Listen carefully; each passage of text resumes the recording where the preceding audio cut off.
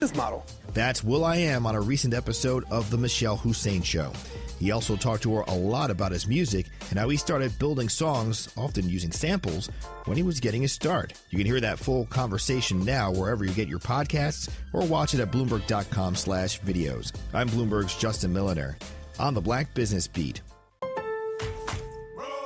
Pros, find the right flooring for the job in Lowe's newly redesigned flooring showroom. Shop our expanded assortment of trusted brands and get up to 35% off style selections, Stainmaster, and Stainmaster Pet Protect Special Order Carpet. And while you're here, save $100 on a DeWalt 20-volt max 6-amp-hour 2-pack of batteries, now just $179. Get more of what you need faster and save more where it counts from the ground up.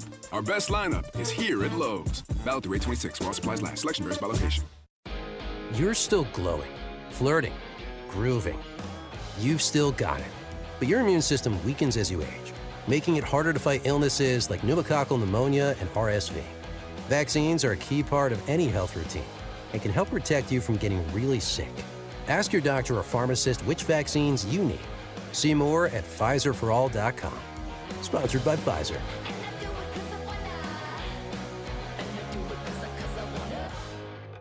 Milwaukee Black Talk lives here on 101.7 FM and 1510 AM, W269DL Milwaukee, and WGKB Waukesha, live from American Family Assurance Studios.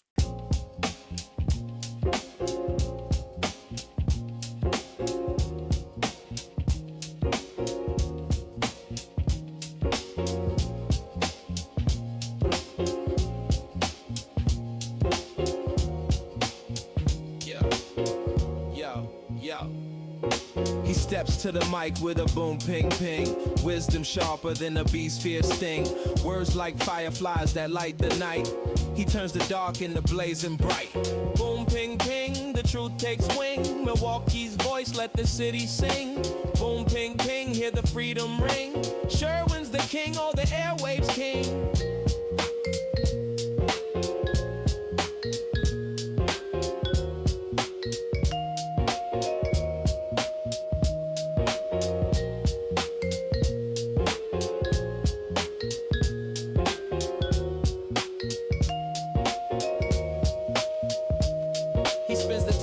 Shake the ground, unveils the truth where lies abound.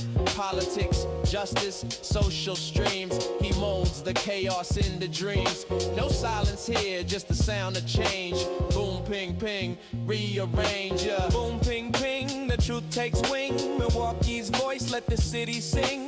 Boom, ping, ping, hear the freedom ring.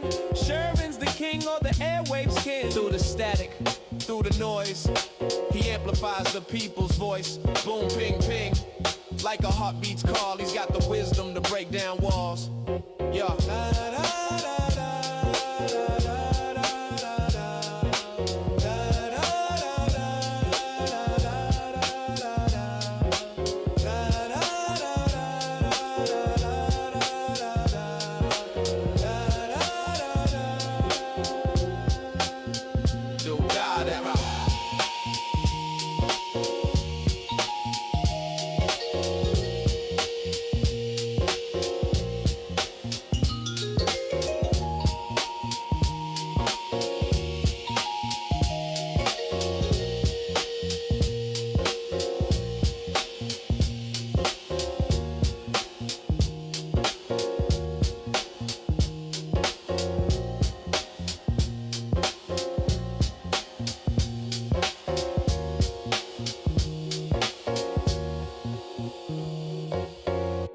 Good morning to you all. Today is Thursday, August 27, 2026. I have a whole bunch of unrelated stuff I want to talk about. Well, some of it is going to be related, but I don't know. We're going to be all over the place today. I never really talked about Dolly Parton. She's dead. She died from the cancers. She was a beloved country music star. Her music was good. She sang a song called Jolene and a couple other songs. She also 1974, I Will Always Love You, and then Whitney Houston covered that song. And then that song became so popular with the Whitney Houston cover of I Will Always Love You by the Dolly Parton that Dolly Parton made $10 million in royalties from the Whitney Houston version of the 1974 classic I Will Always Love You. And then what Dolly Parton did was simply amazing. So at some point during today's program, I'm going to talk about not just the life and legacy of Dolly Parton, but holy smokes, did she do a lot of stuff for black people? And she didn't even really want a lot of credit for it. She did so many things. There was a whole literacy project that she was involved in, which actually had a positive impact on children here in Wisconsin. Oh, speaking of literacy and children here in Wisconsin. See, I told you we got a bunch of unrelated stuff going on today. The Forward Together for Kids, sponsored by City Forward Collective. We're going to do an episode today, I believe at 11 o'clock. Xavier, did you get notification that we got a special guest coming in the studio? All right, we're going to talk about Teach for America and how representation matters, but it really matters in the classroom. And, our children that are going to school really need to see teachers that look like them. While it may seem trivial to some of you, it is exceptionally important for young people and for students to see someone that they can actually culturally and racially relate to, because it automatically makes the information that teacher is delivering to that child just a little bit more credible. And also, we have a major shortage of Black African American teachers. If you ask many of the children in the city, and I would encourage you to do so, what they want to do when they grow up, don't expect any reasonable answers. But one thing you probably will not hear is, I want to be a teacher. We need more teachers. We are very quick to tell people what fields they should go in. A lot of adults and middle-aged people, and some of you old people, some of you geriatrics. I love you, geriatrics. I'm damn near one of you.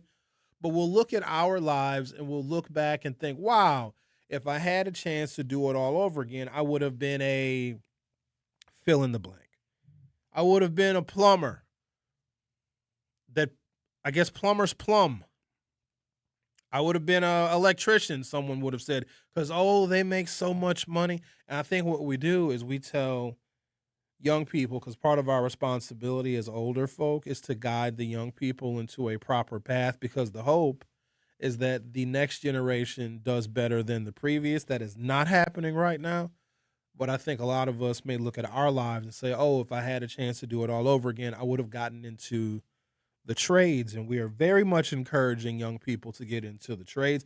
The amount of emails that I get and inbox messages that I get from people that are representing different spheres of the trade that always want to share either their job fairs or their apprenticeship programs, it's actually quite a lot. The problem is, if you want our young people or whoever, young adults, to get into the trades, we need people that can teach the trades, ladies and gentlemen. We need teachers that can teach the math, because I don't know why we have put trades employment and trades careers as, I don't want to say second tier, but we make it seem like it's easy. Just go and get into the trades and you'll make $140,000 a year. No, the hell you won't, not if you can't do math. And looking at the statistics, and they're very consistent, certainly more consistent than the damn Marquette University Law School poll, even though another one of those came out. I don't like the Marquette poll. I don't like it. I'm also not impressed by Marquette, which whenever I say that, it angers a lot of people. But what are they going to do? They went to Marquette. They can't fight. That's why they went to Marquette. I went to UWM. We'll kick anybody's ass. It's got David Crowley leading by 5 points. There's math involved in polling. There's math involved in sample sizes. There's math involved in how you sample different representative groups. There's math involved in counting voters and counting voter registration. But our young people don't know the math so very good. So why are we telling the young people to get involved in the trades when they don't know the math very good? If you're an electrician and you don't know math very good, if you don't know the amperes, and if you don't know the wattages, and if you don't know the volts, you're going to get electrocuted.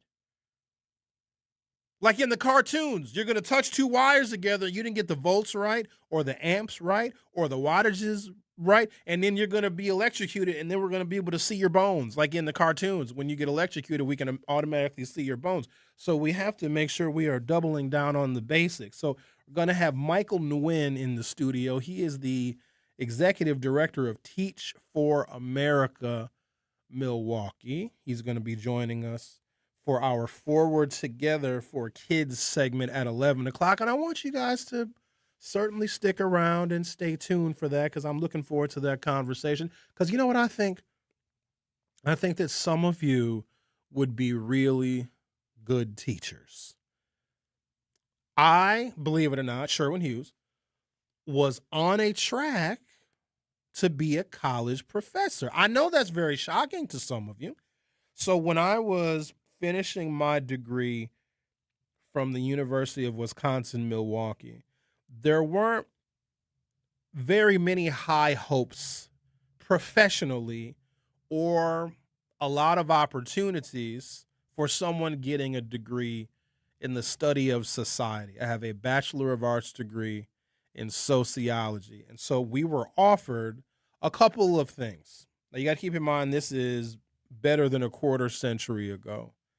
At the time, believe it or not, there was a particular category of employment where you could literally make your own salary because the demand was so high that they just wanted somebody who had some, like a college degree of any kind, and they would take you in this field and you literally could name your salary.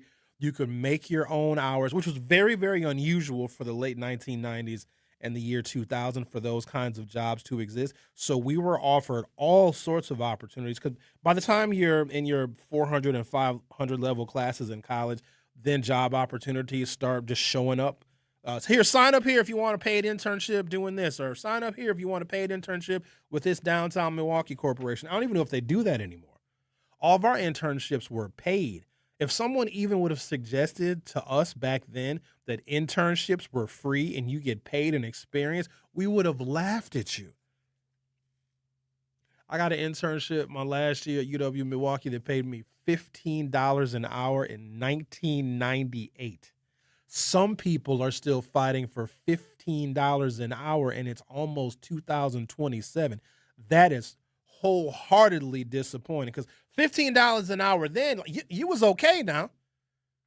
You had a couple little dollars to throw around. It was 20 hours a week, $15 an hour. And that nice little $320 every week, that hit me right where it needed to hit me. However, I digress. The job was technical writing. So that was the opportunities that were offered to us. The other one was if you have your bachelor's degree in sociology, all you would need was a minimum grade point average in your core sociology classes. You needed a 3.0 in your sociology classes, and then you would need 3 letters of recommendation from 3 of your sociology professors, and you could be admitted into the master's degree program, which sets you up to eventually become a professor at the university, or any university, but specifically they wanted to retain sociology graduates to teach sociology and related fields at the University of Wisconsin-Milwaukee. If you followed that track, you wouldn't have to take the GRE.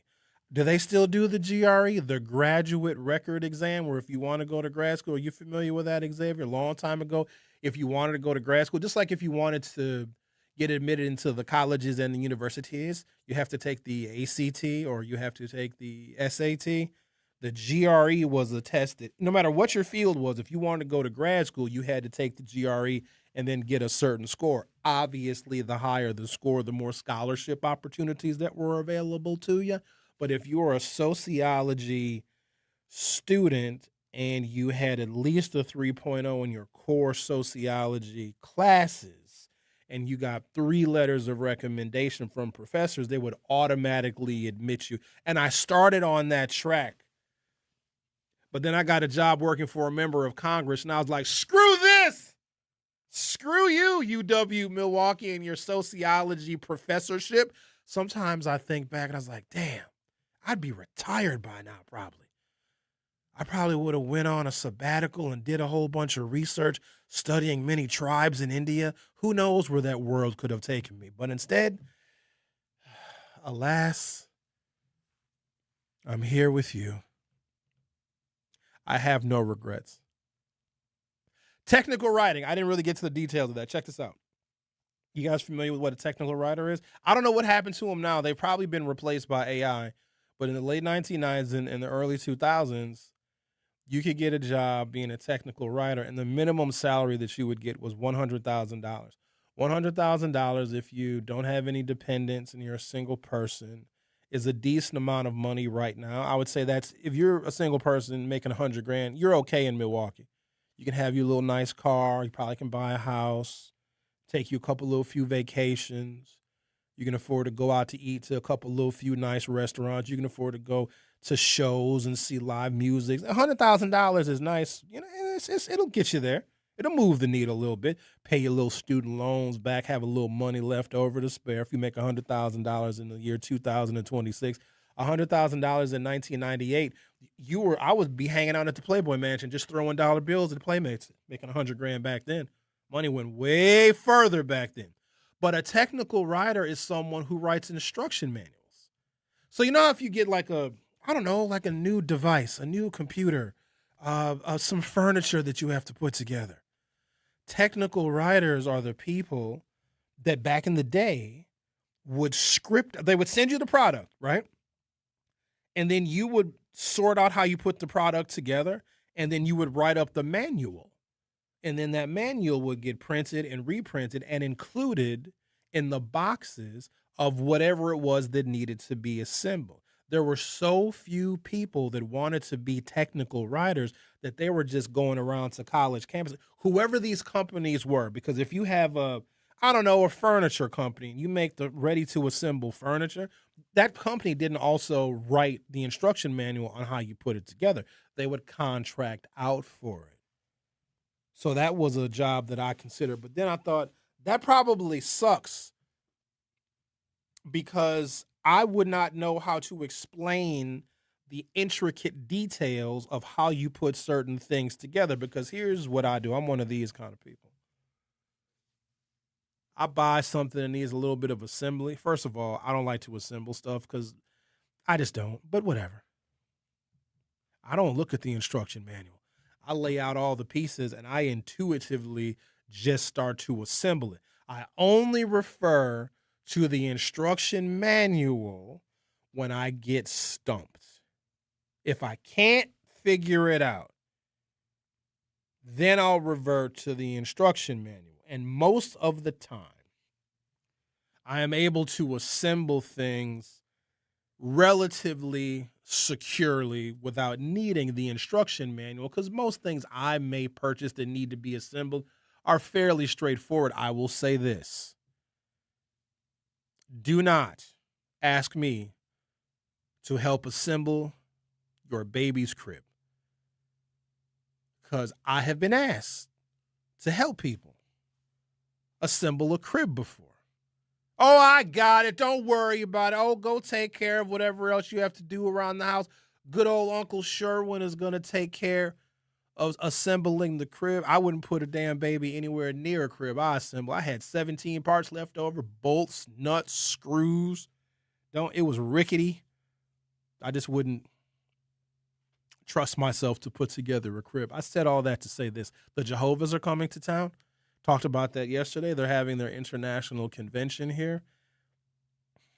There's a story that appears in today's newspaper because apparently this is a very big deal.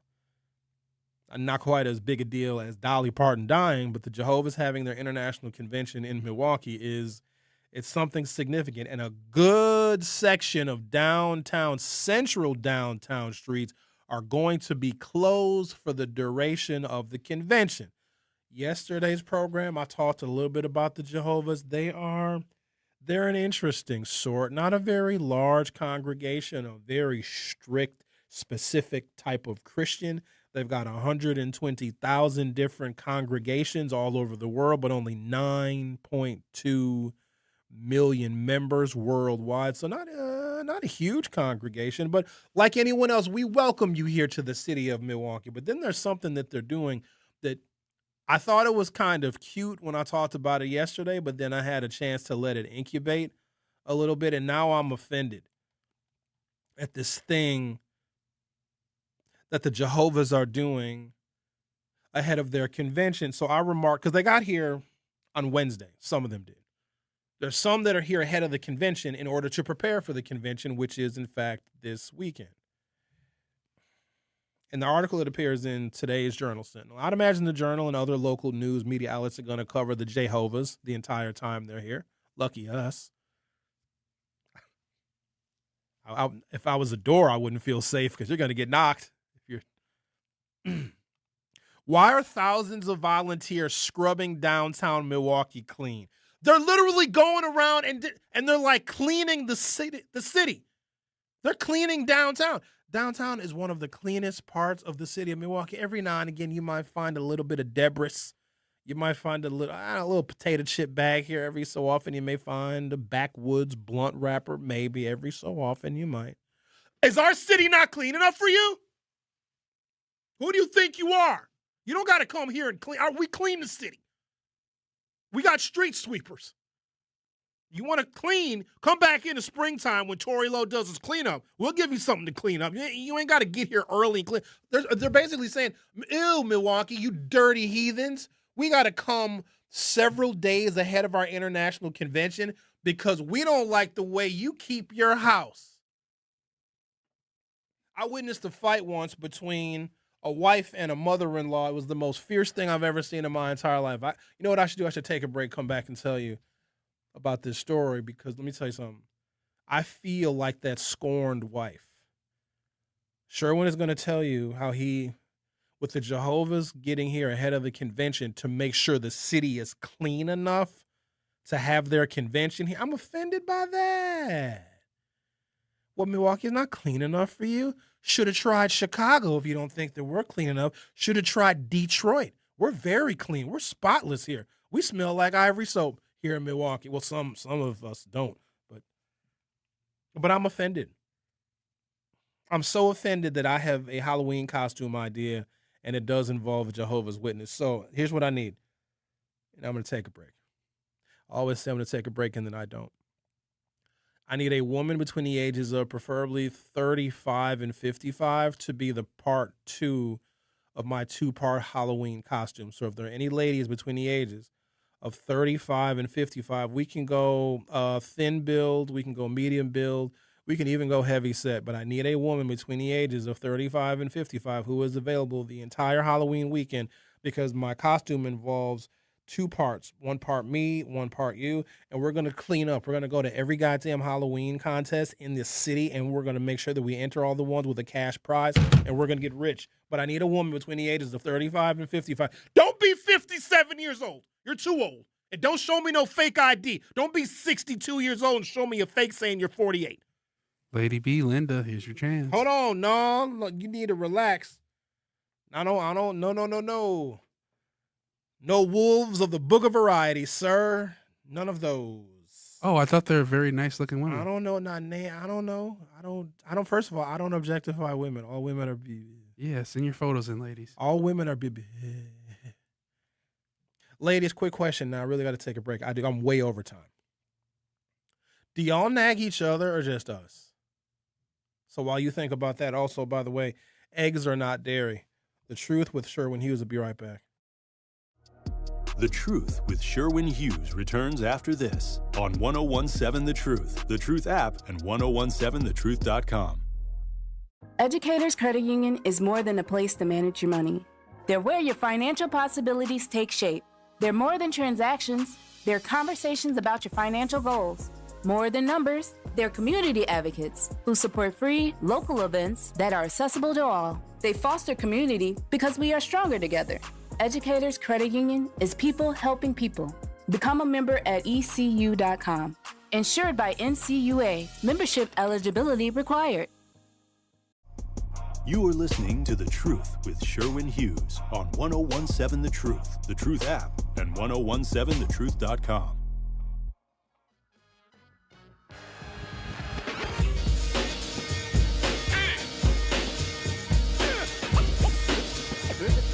This is a journey.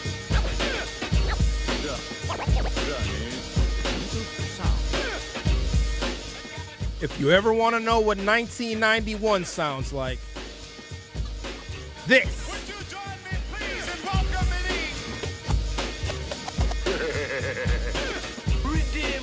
Oh, take me back. The world is so crazy, man. So here is the biggest fight that I have ever witnessed between a mother-in-law and a wife. Now, this is traditional woman stuff, traditional wife stuff. This is trad wife stuff. So a lot of y'all are not going to be able to relate to this because, you know, expecting a traditional wife is insane nowadays because how dare you, right? The mother-in-law, the couple just had a baby fairly recently. And so the mother-in-law was coming over to help with the baby. Sometimes that's what mother-in-laws do. They help with things around the house because, you know, a new parents, especially if it's their first child, can be very overwhelmed and it can be very stressful.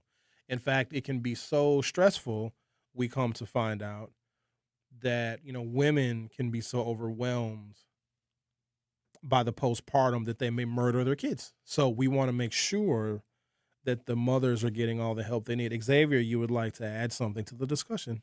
Yeah, the judge on that case today, he told the jury to go in to their decision making with an open mind about the wife or the murderer or whatever. Unbelievable that the judge is tainting the jury like that. Yes. Stood in front of him, gave a speech and everything. Go into it with an open mind. It's either she ain't going to get acquitted. It's going to be either a hung jury or solidly guilty. There's going to be somebody on that jury that's going to be like, nah, she killed her kids.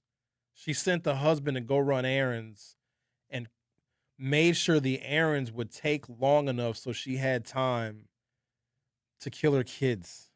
So, anyways, you got to make sure that the women are not overwhelmed. And so the mother-in-law comes over to be helpful, right? There's always a very unusual, even if people don't want to admit it, relationship between the wife and the mother-in-law, a lot of times because mamas don't think any woman is good enough for her boy, right? There's always a weird kind of tension. However, I digress.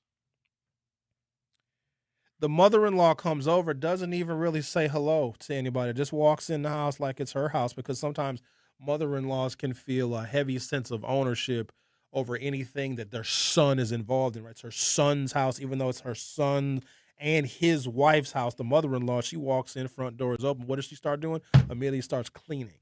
Starts cleaning up in the kitchen, start putting stuff away in the kitchen. And the mother-in-law, or I'm sorry, the wife, is just like, yo, what do you...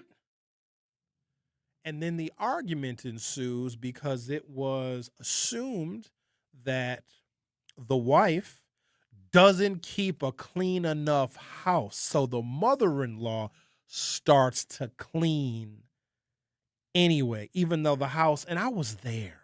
I was like, this is not bad. I had no business being there because I certainly wasn't going to help with the baby because no thanks.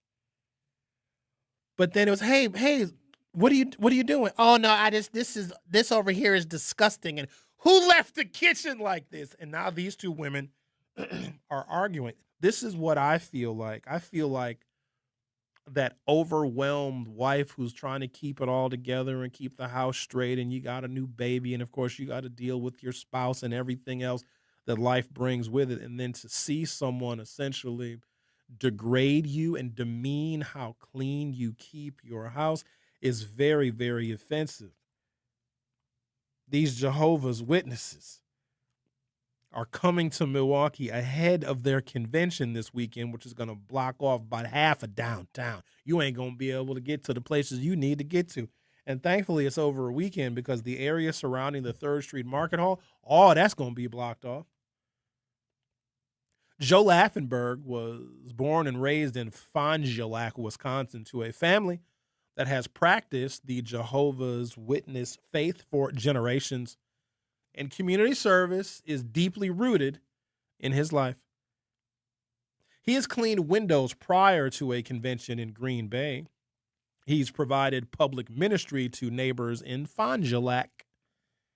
On Wednesday morning, August 26th, Laffenberg, age 46, was one of 10 volunteers sweeping and picking up trash inside the 330 West Wells Street parking garage ahead of the religious group's 2026 International Convention at the Baird Center this weekend from August 28th through August 30th. Quote, my family and I saw all that were coming to Milwaukee and thought, what a nice opportunity to clean and give Jehovah's Witnesses the best possible view of the city. Hold on, dog.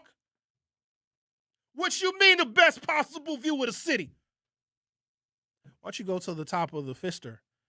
Go to Blue on the 23rd floor. There's a beautiful view of the city. In fact, Milwaukee's skyline is really starting to take shape. You know how I describe Milwaukee's skyline? Because if you are in one of the many places in this city where you can get a good view, Milwaukee's very beautiful. It's like we're getting breasts. Like our skyline is hitting puberty.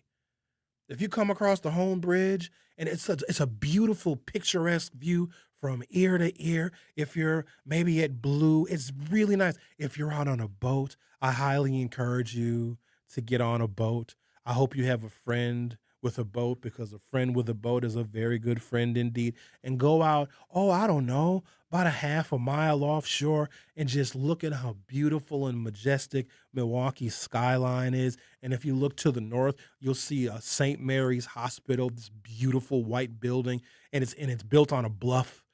St. Mary's Hospital. It's a wonderful, wonderful place to die. If you have to, no, I'm saying if you need to die somewhere that's very pleasant and quiet, I highly recommend St. Mary's Hospital is where you should go and die. And you can see it as a part of the Milwaukee skyline as it kind of fills out the enclave known as Milwaukee's East Side. It's beautiful. I think this is a very impressive city. I think Milwaukee punches way above its weight. You know what I did yesterday? I went to one of my favorite restaurants. Not going to tell you which one it is.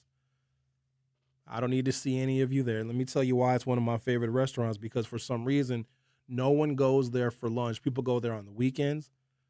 People go there for brunch on Sundays. They got a very nice Sunday fun day. They sometimes have live music. People go for happy hour, but they don't ever go for lunch. And sometimes when I have lunch, I don't want to see people. The only people I want to see is my server.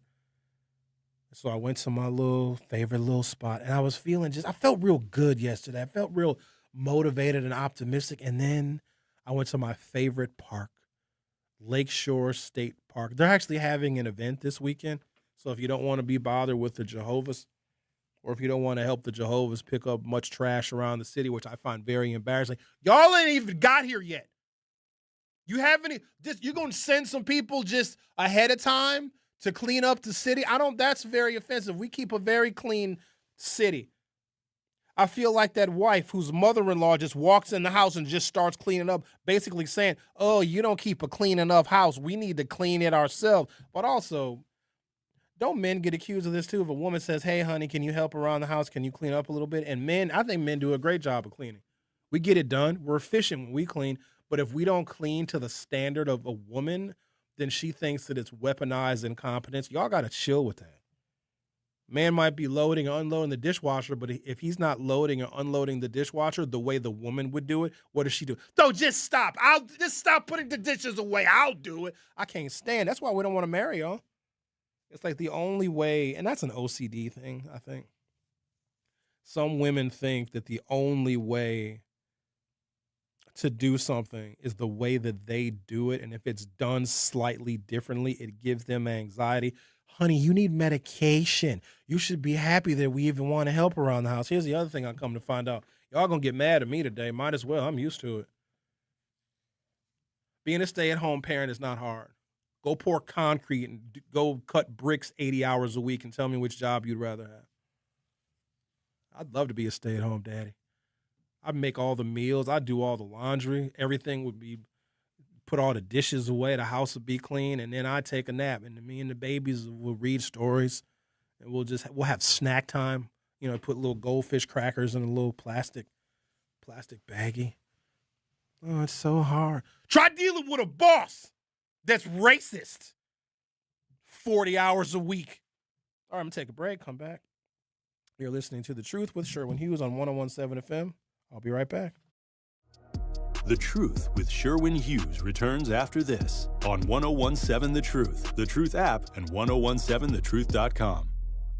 Natural gas is a clean, reliable, and convenient source of energy delivered directly to you through underground pipelines. The pipeline system has an excellent safety record, but there are clues that can help you identify a potential hazard. If you smell the strong odor of rotten eggs, hear an unusual hissing sound, or see blowing dirt or debris, it could be a natural gas leak. Leave the area immediately and call We Energies at 800-261-5325.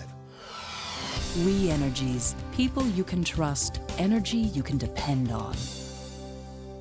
Milwaukee College Prep is redefining what's educationally possible so more children can pursue their dreams. Thursday, October 1st, join them at Venue 3 at 3rd Street Market Hall for Take a Stand, an inspiring event dedicated to closing the opportunity gap for Milwaukee scholars. Come enjoy great food and drinks and learn more about Milwaukee College Prep's impact. And take a stand by investing in the future of our children. Purchase your tickets or make a donation today at 2026 takeastand.givesmart.com.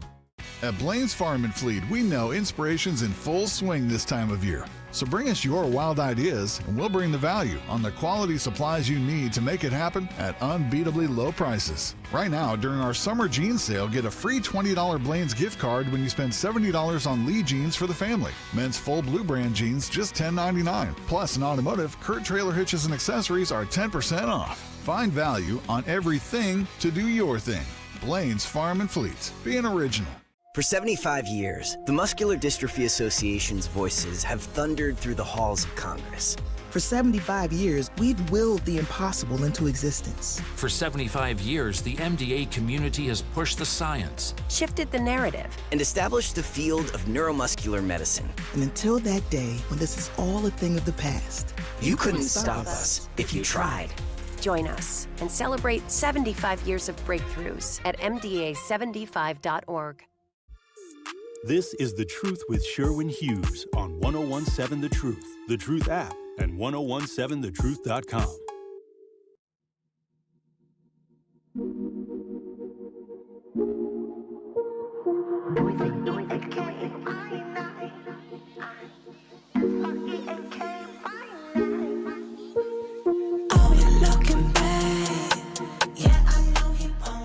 On Wednesday morning, August 26th, Joe Laffenberg, age 46, was one of 10 volunteers sweeping and picking up trash inside the 330 West Wells parking street garage. West Wells Street parking garage. Ahead of the religious group's 2026 International Convention is going to be held at the Baird Center this weekend from August 28th through August 30th. And I want to let you guys know about the street closures. I'll give you those streets in just a moment. Joe goes on to say, my family and I saw that all were coming to Milwaukee and thought, what a nice opportunity to clean the city, to give Jehovah's Witnesses the best view of the city, Laffenberg said. It's priceless, a once-in-a-lifetime experience, and it hasn't even started yet.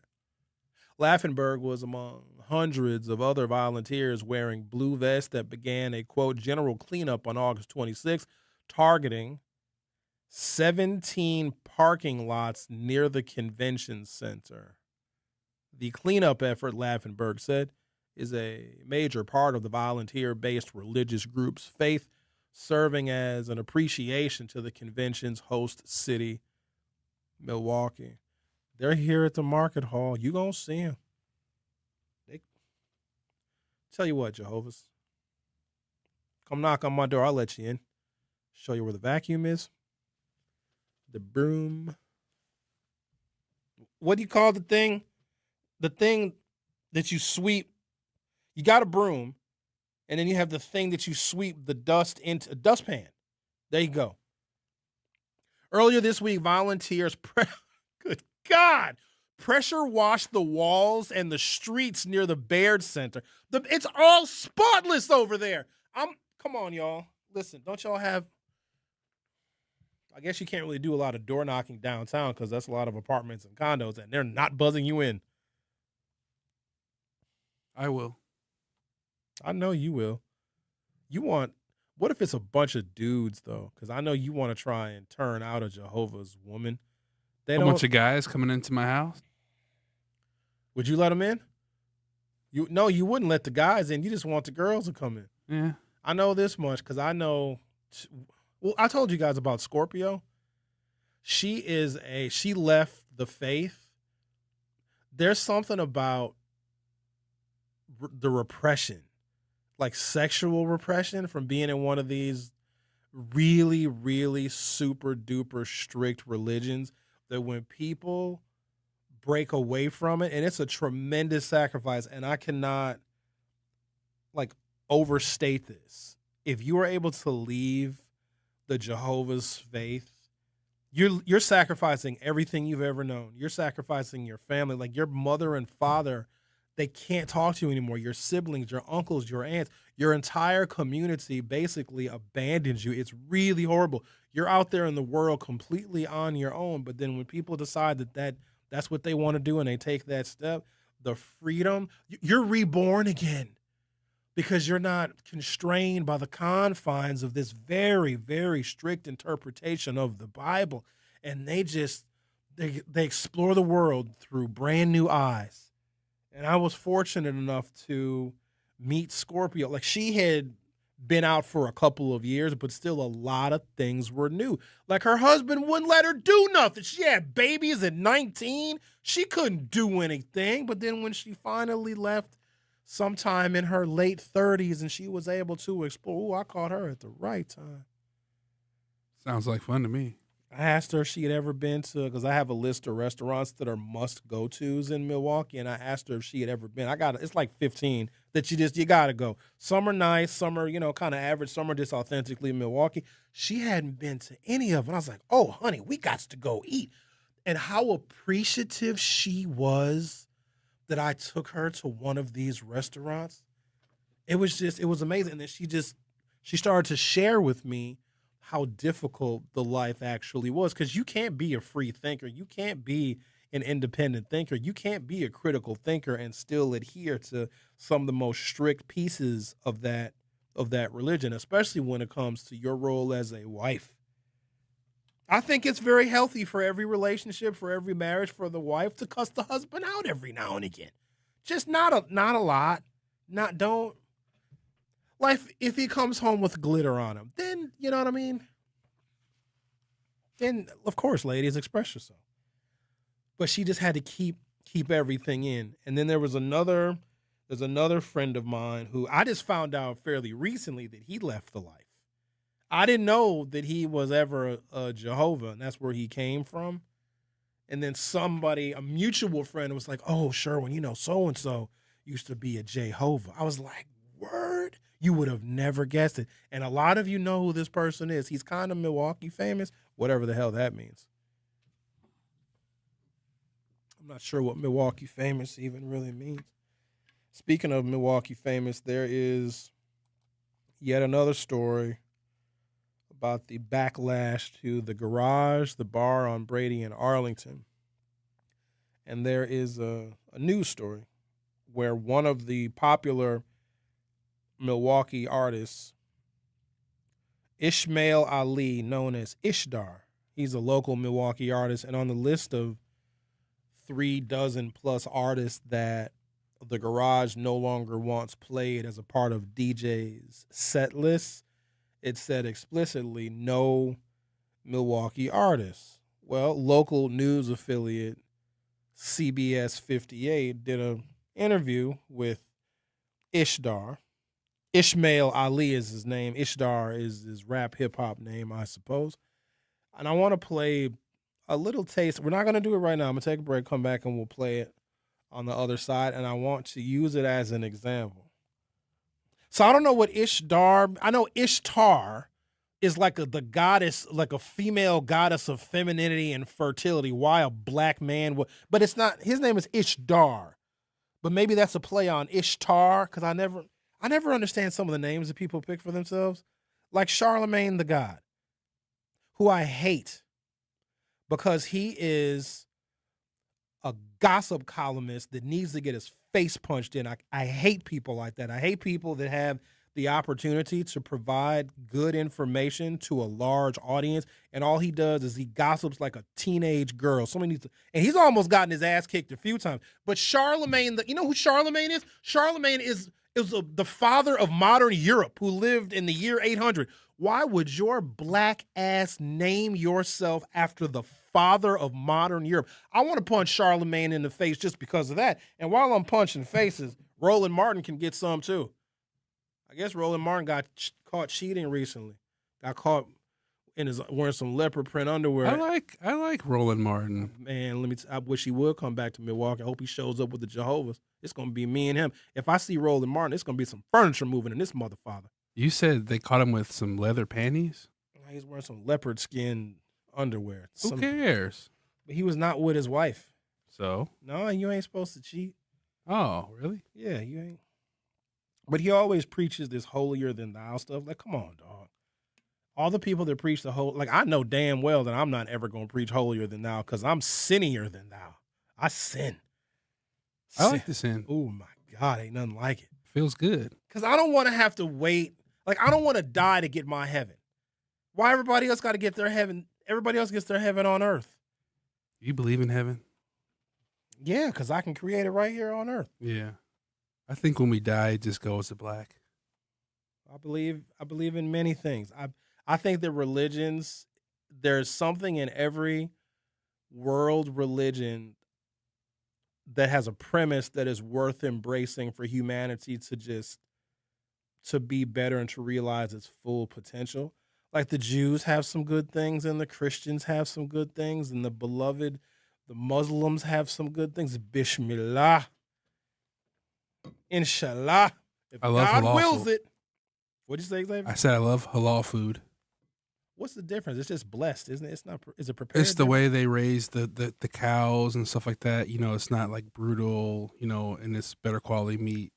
Whatever. I don't care how my cow was raised. I just want it to look right when it's on my plate. Oh, by the way, eggs are not dairy. Why are y'all arguing with me about that? Eggs are not. Because they put eggs in the dairy section does not mean that eggs are dairy. Dairy are products that come from cows' milk. Chickens lay eggs. A chicken is not a cow. Malcolm X said if a cat has babies in the oven, are they biscuits or kittens? Just because you put eggs in the dairy section doesn't mean that I'm over here arguing with somebody. Sure, yes, eggs, yes, they are dairy. You went to NPS, didn't you, buddy? How you know? It's obvious. The Truth with Sherwin Hughes on 101.7 FM is going to come back, and when we come back, we're going to play you a little bit of an interview from one of the Milwaukee rappers whose music is not allowed to be played at the garage. And once you hear the interview, you're probably going to understand why. Don't go anywhere. I'll be right back. The Truth with Sherwin Hughes returns after this on 101.7 The Truth app, and 101.7thetruth.com. Game day starts here. The Atrium Sports Lounge, your new headquarters for every touchdown, buzzer beater, home run, and championship moment. Great food, great drinks, great vibes. Located in the heart of Milwaukee's Deer District at 1110 North Dr. Martin Luther King Jr. Drive in Milwaukee. Be among the first to experience Milwaukee's newest sports lounge where every game feels like a championship event. Follow on Instagram at Atrium Sports Lounge MKE. The countdown is on. We'll see you soon. At Milwaukee College Prep, we believe brilliance lives in every child. Here, students are challenged, supported, and celebrated every single day.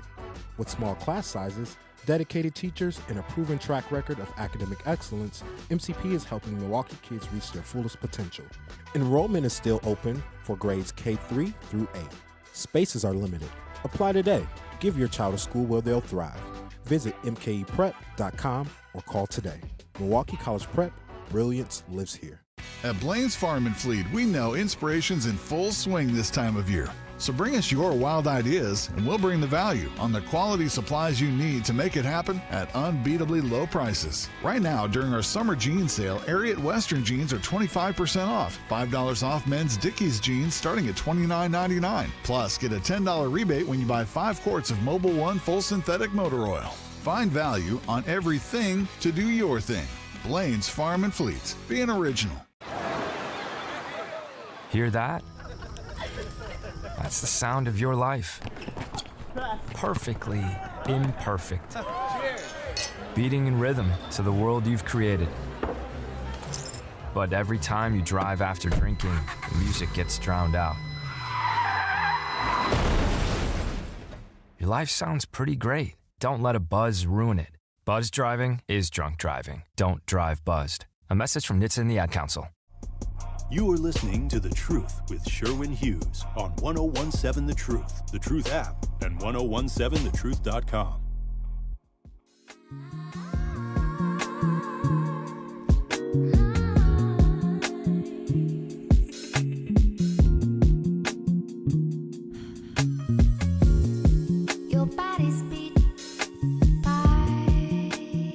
Mao the Elephant says, Sherwin, I want you in a boxing match against Roland. I do too. Gladly. Set it up. I'll promote it here on 1017 The Truth. We'll put it on the Poly Market. We'll put it on the betting sites. I got that ass. His head is so big, it's such an easy target. You know what I mean? Like, he probably has a strong chin, though. He's got to have a strong chin to hold up all that head. He can't be that bad. You don't like him that much? He came here and he disrespected the etiquette that exists. If you have your own platform and you go on somebody else's platform, there's unspoken rules of how you conduct yourself. And I observe those rules. Every now and again, Sherwin will appear on somebody else's radio show. I've stopped in the morning show with Homer and Bailey. In fact, all of the shows that we've ever had here at 1017 The Truth, at some point in time, I've always stopped in. Even though I've had my own show on different radio stations for a very, very long time, if I am a guest on somebody else's show, it's their show. I'm a passenger. I'm second fiddle. I speak when I'm spoken to. I keep my answers truncated and succinct. Roland Martin's big head ass got on my microphone and thought it was his show. And I'm giving him the visual cues. I'm like, hey, man, bring it back. Land the plane, Roland, land the plane. And then another thing. And then on my show, I could feel it was such a sweet, sweet daydream of my hands tightening around that fat ass neck of his. I just could, and I drifted off into a place of bliss. It was so bad. And he was here because I guess he was doing some, I don't know, some event promoting Kamala Harris, which clearly didn't work because Kamala lost. Can you play the video clip, the little brief interview of Milwaukee rapper Ishtar when he had his little conversation with CBS 58 regarding the garage and him being an artist that is no longer being played there?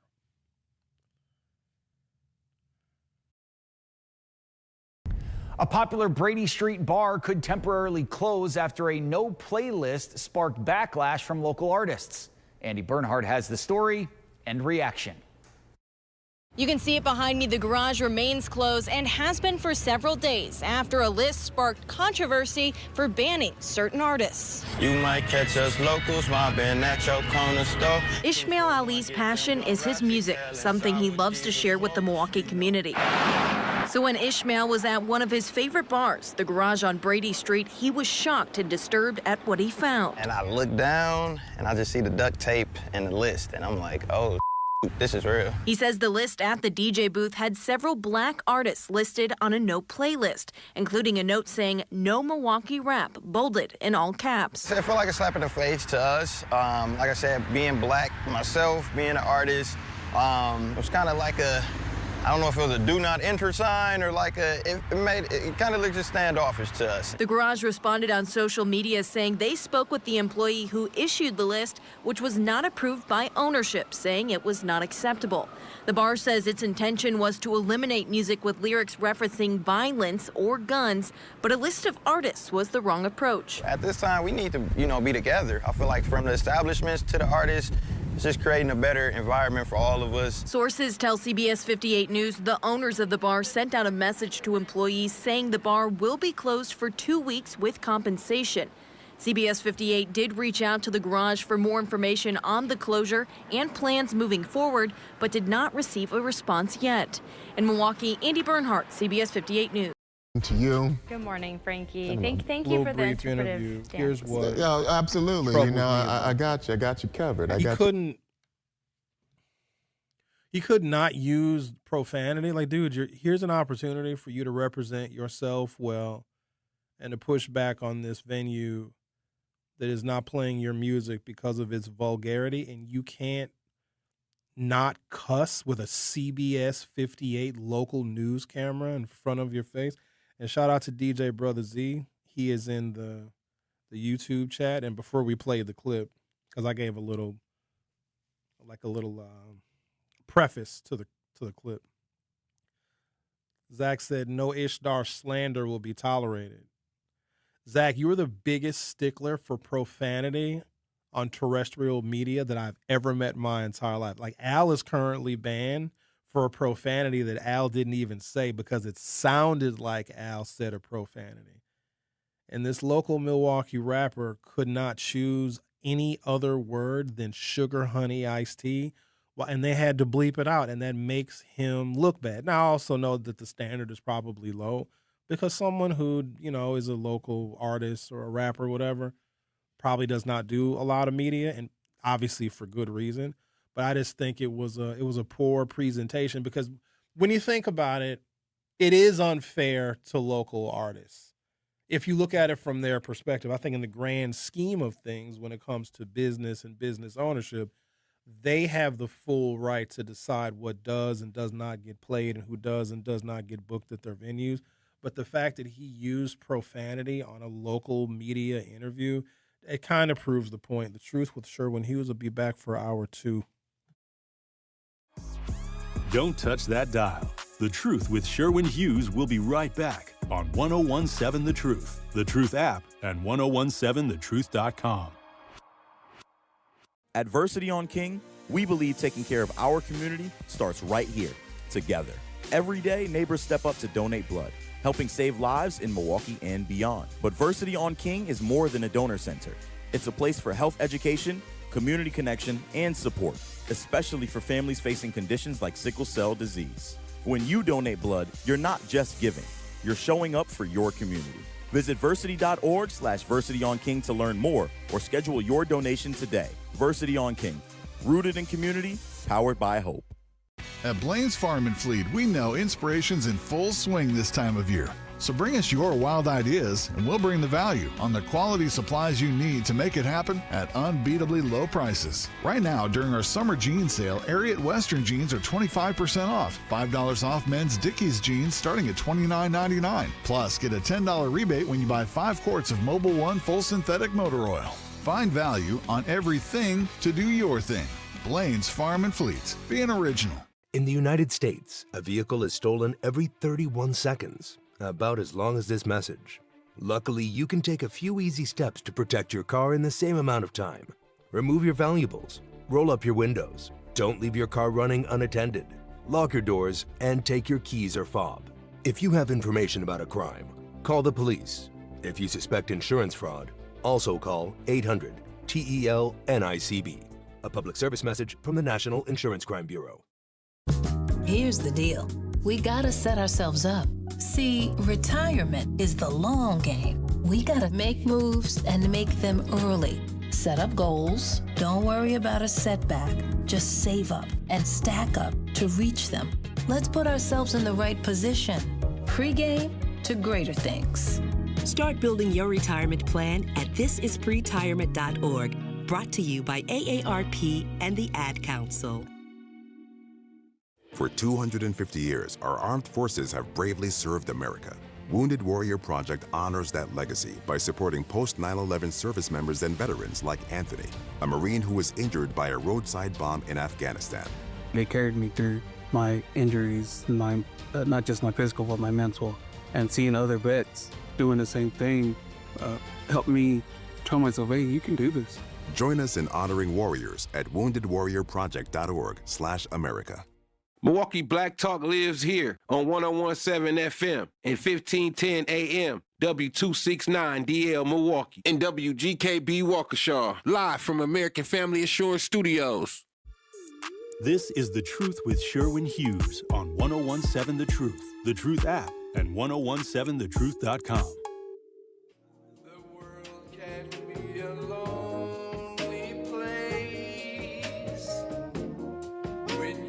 Just a name without a face. You can disappear without a trace and be gone.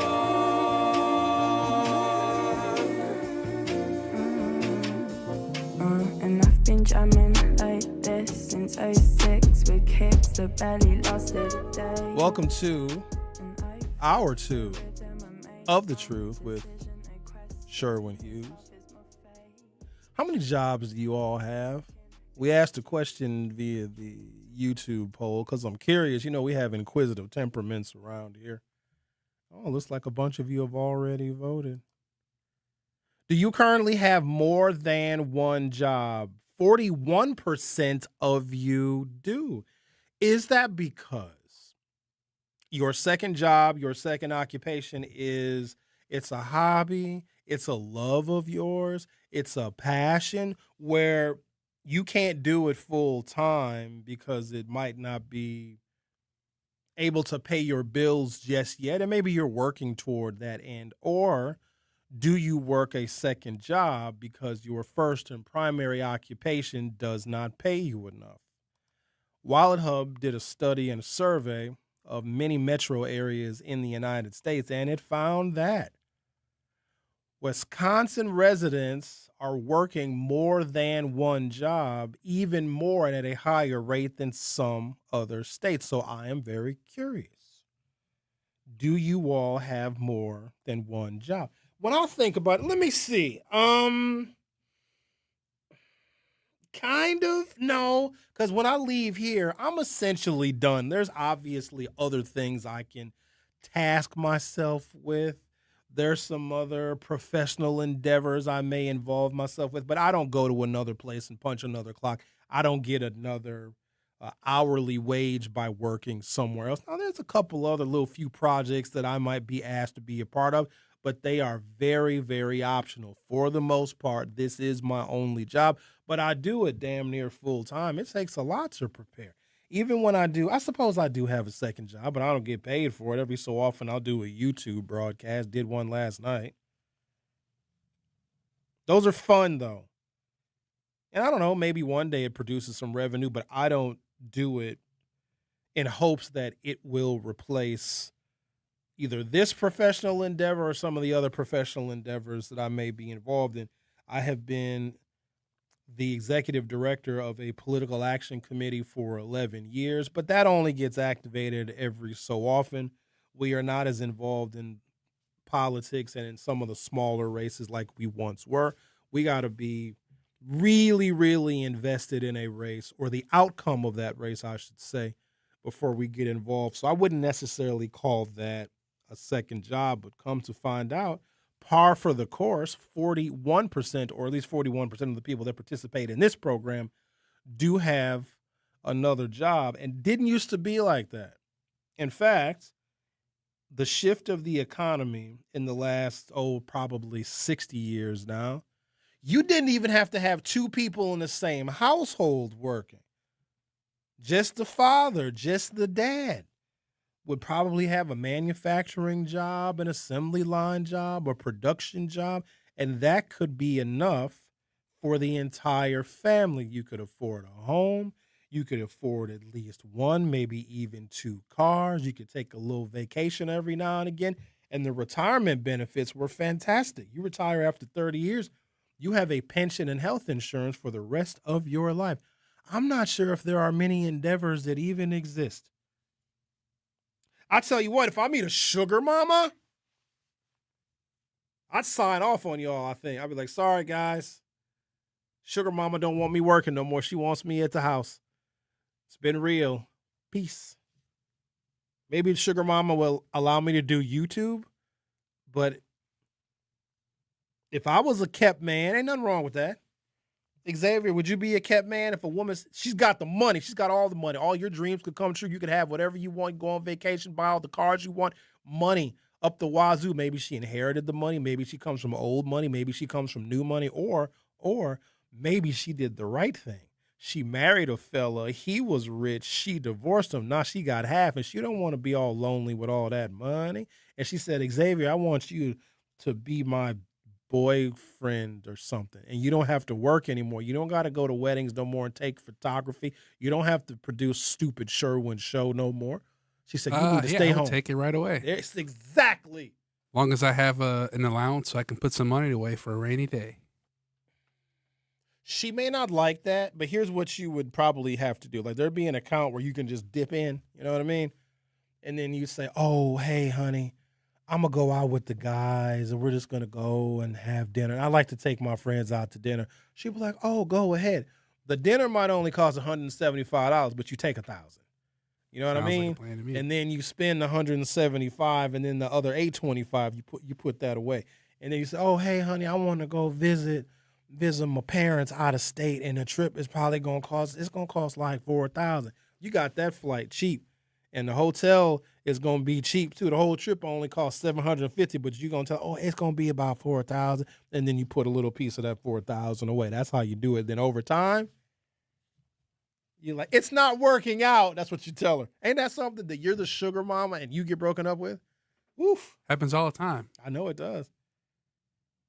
I know it. Sugar daddies get broken up with, too. But the sugar daddy situation may be a little bit different. But here's the thing. All right, so if you are a sugar baby, so the recipient of the sugar, okay, and you're a fella, so you have a sugar mama, you're going to have to do stuff every now and again. You may not have to do it every day, buddy, but you're going to have to do stuff every now and again. You're going to have to earn your keep. You know yeah, what I have mean? a few women that I coach up on that. So, yes. But what you mean? Hold on. What do you mean you coach?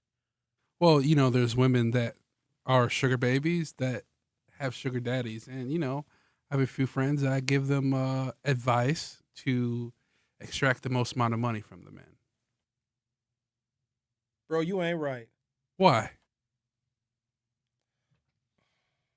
Because you're helping them, right? You're helping them extract more money. Do they reward you for the advice that you give them? Because your advice should turn into more profit for them. Do they reward you? Oh, yes. I've generous friends. See, that means you're a pimp. No. Dog, yes, you are. You're pimping. And the sugar daddy is the John. Oh, my God, my producer is pimping. I'm not even sleeping with the women. Now, hold on. You don't got to be sleeping with them to pimp. Some of the best pimps never sleep with their colleagues. The stuff you find out. I'm over here being produced by a pimp. Well, they said it ain't easy. Producer by day, pimping by night. If you are helping women that's what pimps do. Boy,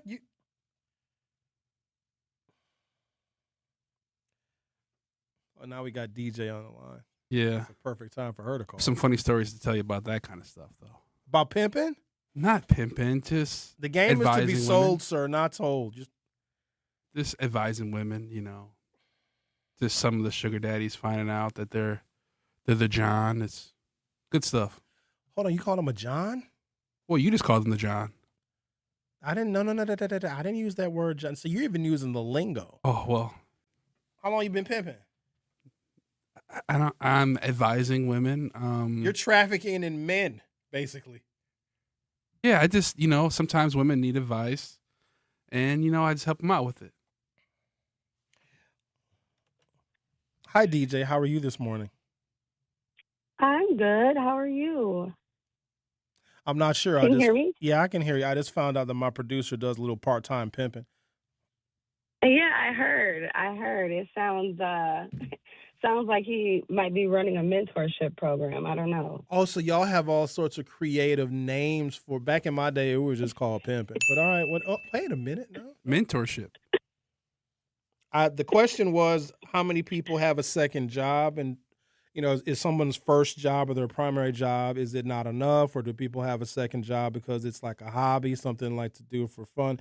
And as we were on that topic, I come to find out that it looks like my producer does have a second job. He's not just a photographer.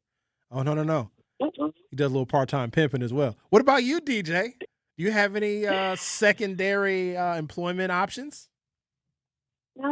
Not at the moment. I used to have too many, so I had to chill out. I was doing too much. But I feel like I maybe missed a conversation around the bar. Oh, bring it Is up. there a space for that? Oh, absolutely. Okay. So, it's quite it's just so many things to consider. I was listening to your earlier segment about the convention and how that particular denomination can be strict in terms of how expectations are of how you should behave. And it made me think about how a bar could expect, let me just reiterate, bar, is expecting for there not to be profane language that's coming from the music, and yet your patrons are in fact using profane language as they enter and exit. Are you policing their conversations? Are you policing their clothing? Are you policing what exactly does it mean to have a social institution then restrict music that has profane language in it, and then expect for that to create some sort of change? We do know that Brady Street has had a number of issues, and in fact, a lot of those issues have not always been from their Black patrons. We can talk about the numerous amount of drunk driving instances that occur on Brady Street. We can talk about the fights that occur in bars that Black patrons don't frequent, nor do they play Black music. And I can think about this space historically having quotas. So what a lot of people don't know is that those bars in those areas, I don't know if they still have them, but they have quotas where they can only play a certain amount of hip hop, which is why they mix them with other genres of music. Most of the time it's like EDM or some kind of house music to minimize the hip hop. And so we should consider how often or how frequently we will patronize those businesses. Because this has always been a thing, from that to their dress codes that restrict things that we wear. So if you don't want our business, you should not play our music at all. Don't play our music. Do not expect our money. And then the last thing I'll say is that I just want to kind of touch on Ishdar's swearing on TV. Frankly, I don't have an issue with that because it is unrealistic for us to expect for people to not use profane language. It is not an example or a representation of his intellectual capacity. I actually know him personally and have been a longtime friend with him. And he is a very intelligent individual. And I know white folks that cuss on TV that are in different positions. It is not a reflection of his intellectual capacity or his character. And so I think we need to be mindful of that and create space for people to be their own person. Thank you, DJ. That's it. Very articulate and eloquent. And thank you for not cussing. I can let one go if you need me. Hold to, on, 'cause other people cuss. Don't do that. You did a good job. Thank you. All right, DJ. Have a nice day. All right, then, DJ. Couple of things. She's very good, by the way. I like her delivery. I don't necessarily agree with most of what she said, and let me tell you why. If patrons use profanity, that should not be the excuse nor the reason why the owner of an establishment should play music that also features profanity or obscene lyrics. Let me tell you why. Because the owner of the establishment that has a lot more responsibility than just the patrons that they serve.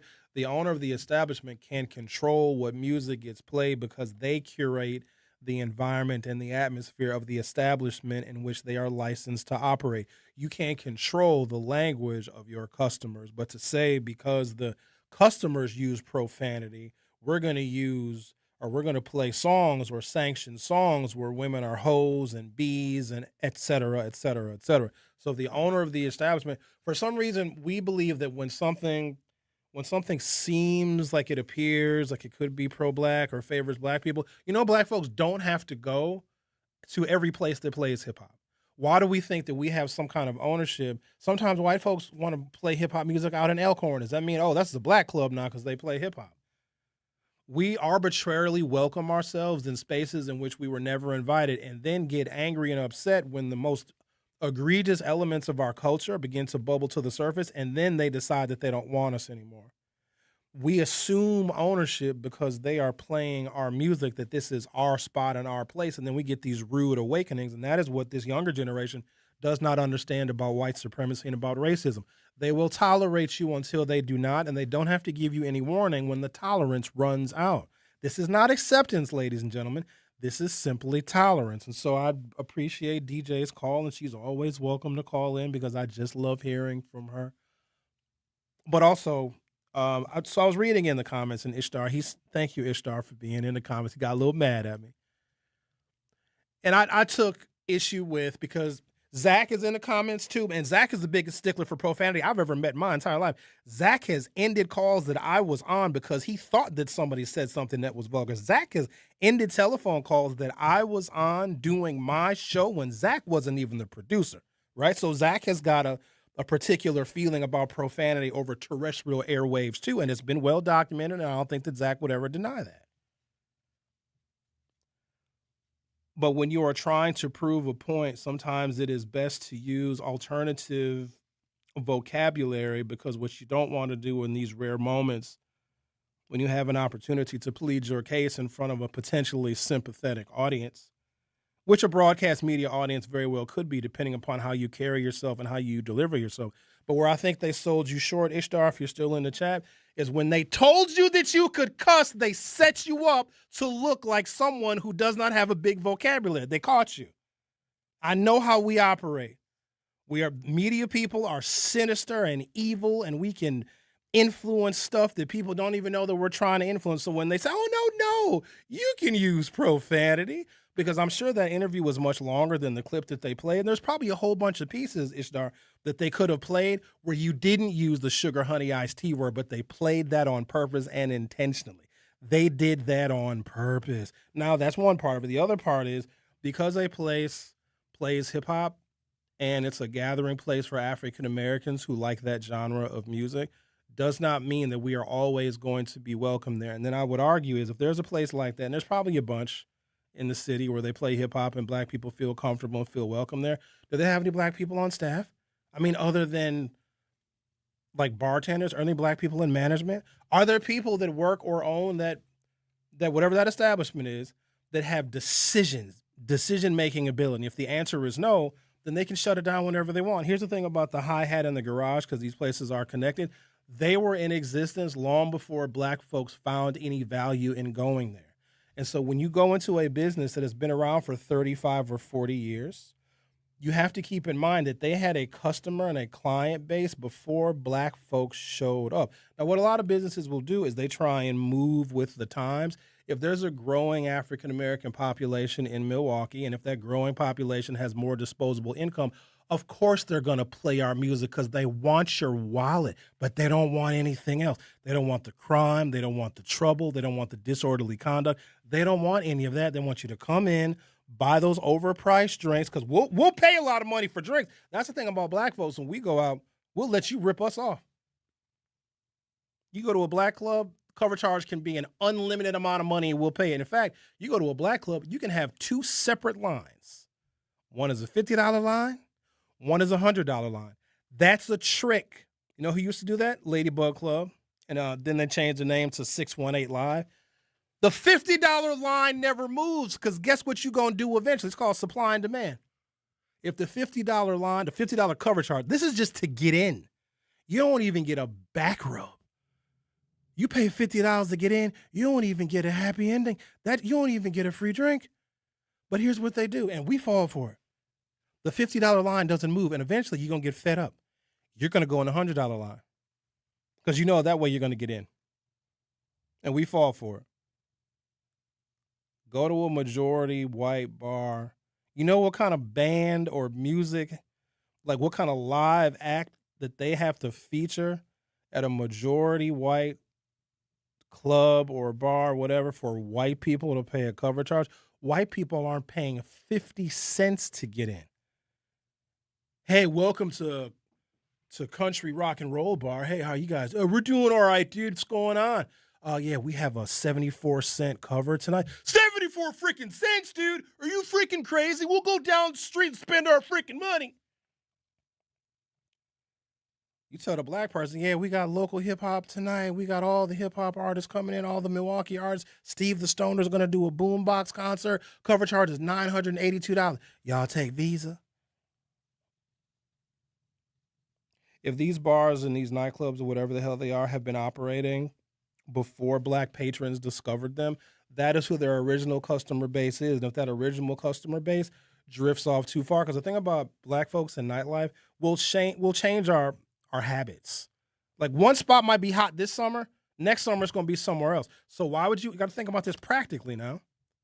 Why would you want to sacrifice your foundational customers for a cohort of African Americans who may find another place next summer, next spring, next year?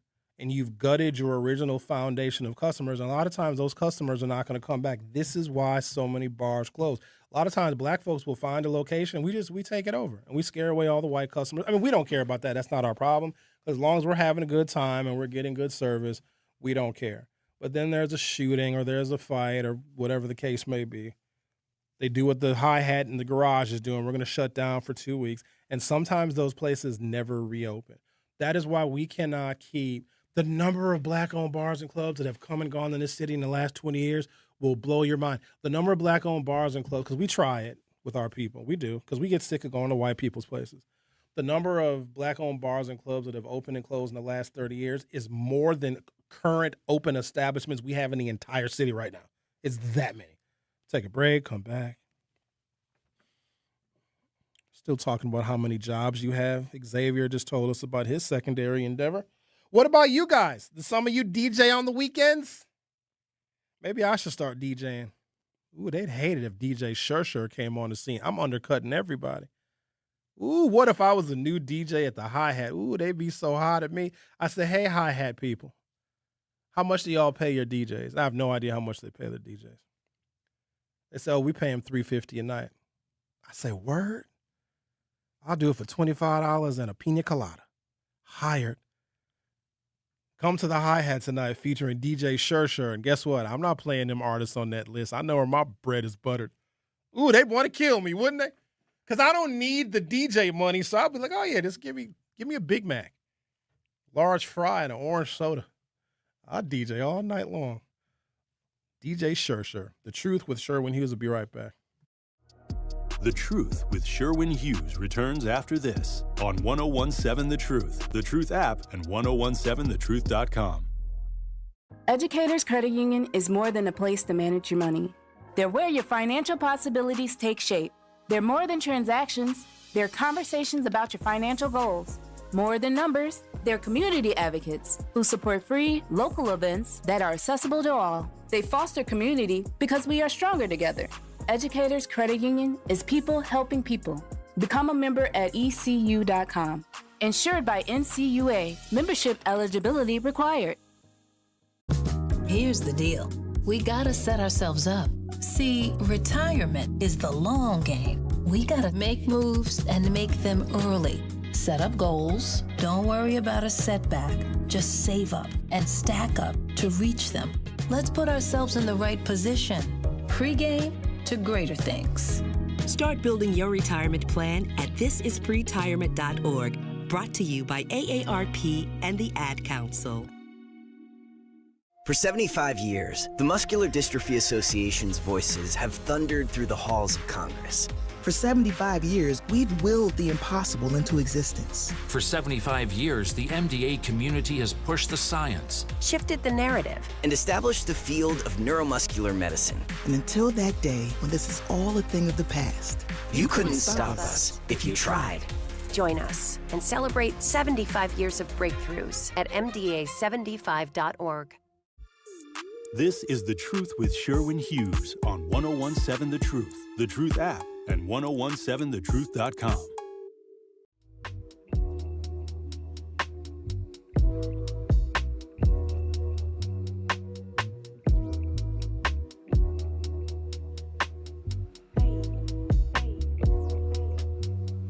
Wisconsin residents are working multiple jobs at one of the highest rates found anywhere in the country. A new report ranking the country's hardest working states from personal finance website WalletHub puts Wisconsin at 20th overall, but also notes that nearly 8% of the state's workers have multiple jobs, and that's the third highest in the country. John Haywood, a UW Milwaukee economics professor, said inflation is likely a factor pushing more people in Wisconsin to get a second job as they face rising prices. But it could also be a result of some of the seasonal work common across Wisconsin and in the agriculture, construction, and tourism industries. My brother got a second job. He works at Kohl's. So I went to Kohl's to mess with him. He didn't even talk to me. He damn near ignored me. He was putting the shoes away. I'm like, I'm not coming here anymore if you can't lollygag with me. What's the point of having your brother work at Kohl's? We can't play hide and seek in the clothing section. You guys remember being a little kid and hiding in the clothing rack? Was I the only one that did that? I used to go shopping with my mother, which I hated. I hated it. I hate shopping with women now because here's what I come to find out. Ladies will go shopping with no intention of buying anything. Why? Why would you do that? I know what I'm going to get before I even leave the house. I know what store I'm going to. Hell, I know where I want to park at the store. When I get into the store, I don't need help from anybody because I know exactly what aisle, what shelf, and what rack the thing that I'm going to get is. And guess what? I buy it. And I don't need to try it on because I know my size because I literally live in my own body. I can look at a shirt. I can look at the damn shirt and tell if it's going to fit. And I buy the shirt. And I take the shirt home. I still don't try the shirt on. You know when I try the shirt on? When I'm about to wear it. I take the tags off. If the shirt is wrinkled, I'll iron it. If I can get away with not ironing the shirt, I'm certainly going to try that. But that will be the first time that shirt ever is on my body. When I wear it for the first time. You go shopping with a woman, she's got a whole bunch of stores that she wants to go to, and she just wants to look, and she wants to try on stuff, and then she wants to ask me how she looks in certain things. Why would you do that? I don't understand. Why do women do what they do? Xavier, I'm tempted, because I think we got everything we needed to get from this YouTube poll. I'm tempted to have you put up another YouTube poll, but I don't want to take responsibility for anyone who may get angry at the YouTube poll, because I got to know. And ladies, I'm not trying to offend you. I love you so very much. We cannot live without you. You know what else is disappointing? That some of y'all would choose the bear. I don't know, maybe men, we should choose the bear too, because bears don't kill their children. So there's that. I don't want to make them mad. Do women nag each other? Well, you know, Susie, you need to go over here. Why? This is not going to do itself. The work is not going to be completed. What are you waiting for? You know that you have to go and you got to file the reports, and you know you've got to do the laundry. Why are you not doing the laundry? The laundry's not going to do itself. Did you go to the store? Did you get fabric softening? You know you got to get fabric. Why are you waiting to get the fabric softening? You probably should go either before work and go early. There probably won't be a line at the grocery store. Or maybe if you can squeeze it in, if you go after. Do women nag each other? Or is it just us? How do women, or is that being a girl's girl? When you're a girl's girl, you just don't hold other women accountable and responsible for anything. Yes, girl. Yes, you do that. Yes, girl. Cheat on your man. Yes, girl. Absolutely. You're for the streets, girl. We love it so much. Yes, girl. Is that what it? Am I going to get in trouble if I ask that question? Because I genuinely want to know. And I'm coming from a place of deep affection for women. It's disappointing that women, when you ask them, and maybe I'm just watching too much crap on my feed, where you ask a group of just 10 random women, hey, could you live on a planet without men? And they all say yes. Oh, I could walk around at night and not have to worry about my safety, and I can wear whatever I want, and blah, blah, blah, blah, blah. Yeah, but what would get fixed? Your roads and bridges would crumble? Your algorithm is poisoning you. You think so? Yes. You kind of are coming off of almost like incel energy. I don't think incels exist. It is impossible to not get laid. If you are not getting laid, you are literally choosing not to. I'll die on that hill, because go pay $150. Get your rocks off, bro. That's not involuntarily celibate. I think they just want women to throw themselves at them. Women rarely do that. But also, even if they did, nobody wants a fish that jumps in the boat. I want to catch one. You know what I mean? No, just some of the guys, they're talking to the women, and the women are not perceptive to them because they may not, be as good looking, or they might be a little weird, and they need to do a little personal work. But that's not involuntarily celibate. You got to do work on yourself. If you want to enter another human being's body, bro, there's a very minimum standard in which you need to carry yourself, because you're actually asking a lot. And so these guys, these women, they don't want to help. They don't want to have sex with me. You're gross. You're disgusting. Your fingernails are dirty. You don't take care of yourself. No, you wouldn't want to sleep with you, sir. And also, if you're involuntarily celibate, if you're a man, okay, and no women want to sleep with you, try men.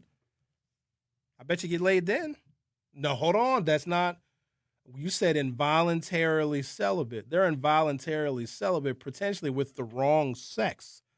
Try approaching a man. I bet you get your rocks off that way, buddy. You ain't incel no more. No. Involuntarily means there's nothing that I can do to receive physical affection. And then I would wonder, have they tried everything in order to try and receive physical affection? Have you taken a shower? Have you put on clean clothes? Do you have a nice pair of shoes?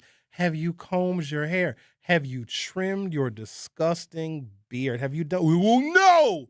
I just want a woman to want to sleep with me. Have you brushed your teeth? Have you gone to the dentist? Well, no. That's not involuntarily celibate. That's, you know what it is? It's boys that were so coddled by their mamas. Their mama, oh, you're such a handsome boy. I am, mama. And he gets out here into the real world, because women they'll be honest with you.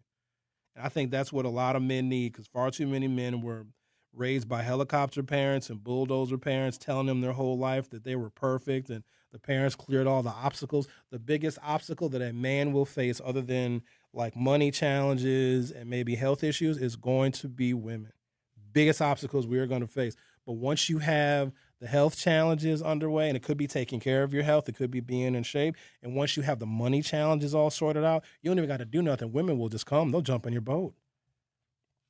That's it. So involuntarily celibate might mean, bro, put in a little bit more effort, because it's usually worth it. It's worth it. Put in a little effort. All right, let's definitely worth it. Thank you, Xavier. And I know you don't believe some of that incel stuff too. These are men that just, in no universe could they ever get laid. And then if you look at them and talk to them, you're like, oh, I totally get it, sir. You're disgusting. That's why. All right.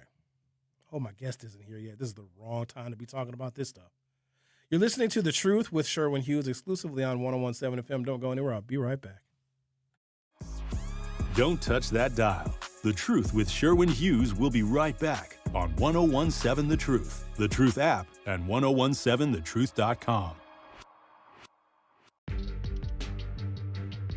We Energies is asking the Public Service Commission of Wisconsin for permission to raise electric and natural gas rates again in 2027 and 2028. For families already struggling with high energy bills, these increases are more than just numbers. They can mean choosing between keeping the lights on, groceries, rent, or filling a prescription.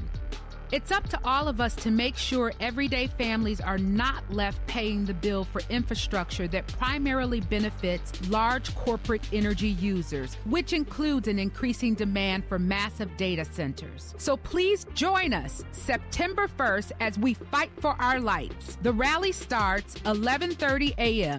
at the corner of 301 West Michigan Street at Zeidler Union Square Park. For more information, please go to www.walnutway.org.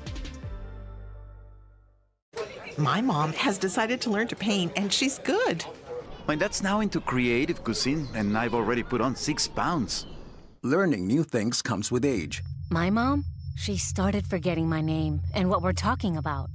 Forgetting well-known things doesn't. Memory loss may be a sign of Alzheimer's disease. Early detection gives you and your loved one time to plan for the future. Learn the warning signs of Alzheimer's at 10signs.org. Brought to you by the Alzheimer's Association and the Ad Council. The possibility of lung cancer can be pretty scary, especially if you're one of approximately 8 million current or former smokers at high risk. That's why SaveByTheScan.org wants you to know that now there's a breakthrough low-dose CT scan that can detect lung cancer early, and it only takes 60 seconds.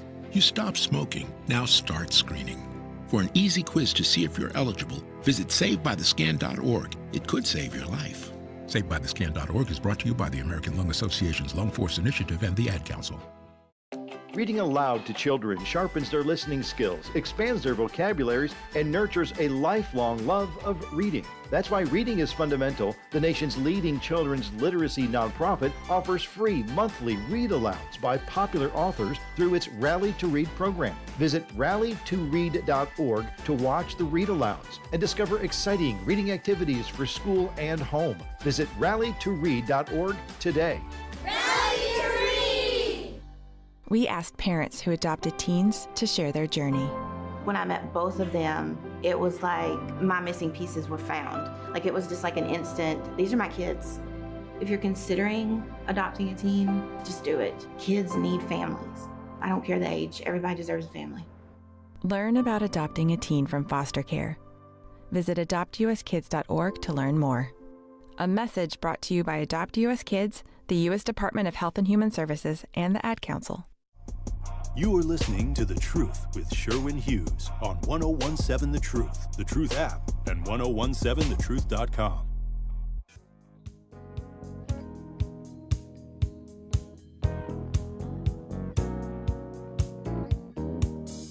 You made my soul a burning fire.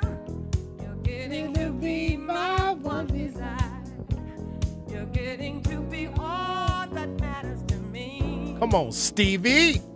And let me tell you, girl, I hope and pray each day I live. A little more love I'll have to give. Lady B says. Lady B, you back to your old tricks. You just can't keep it together. She said you were probably doing too much like you always do, Sherwin. Visiting me at work, no work would get done. First of all, if I visit somebody at their job, I don't care if they get work done. It ain't my job. I'm not going to get fired. I don't care if you're not working. When I come to visit you at work, literally stop what you're doing, because I'm about to ruin the image and the style that you're used to. Don't work when I show up. I mean, tell your manager or whoever you got to take a break because Sherwin just showed up. Don't work when I'm there. The hell is the point of me coming to visit for you to work? You can work when I'm not there. Lady B, where you work at?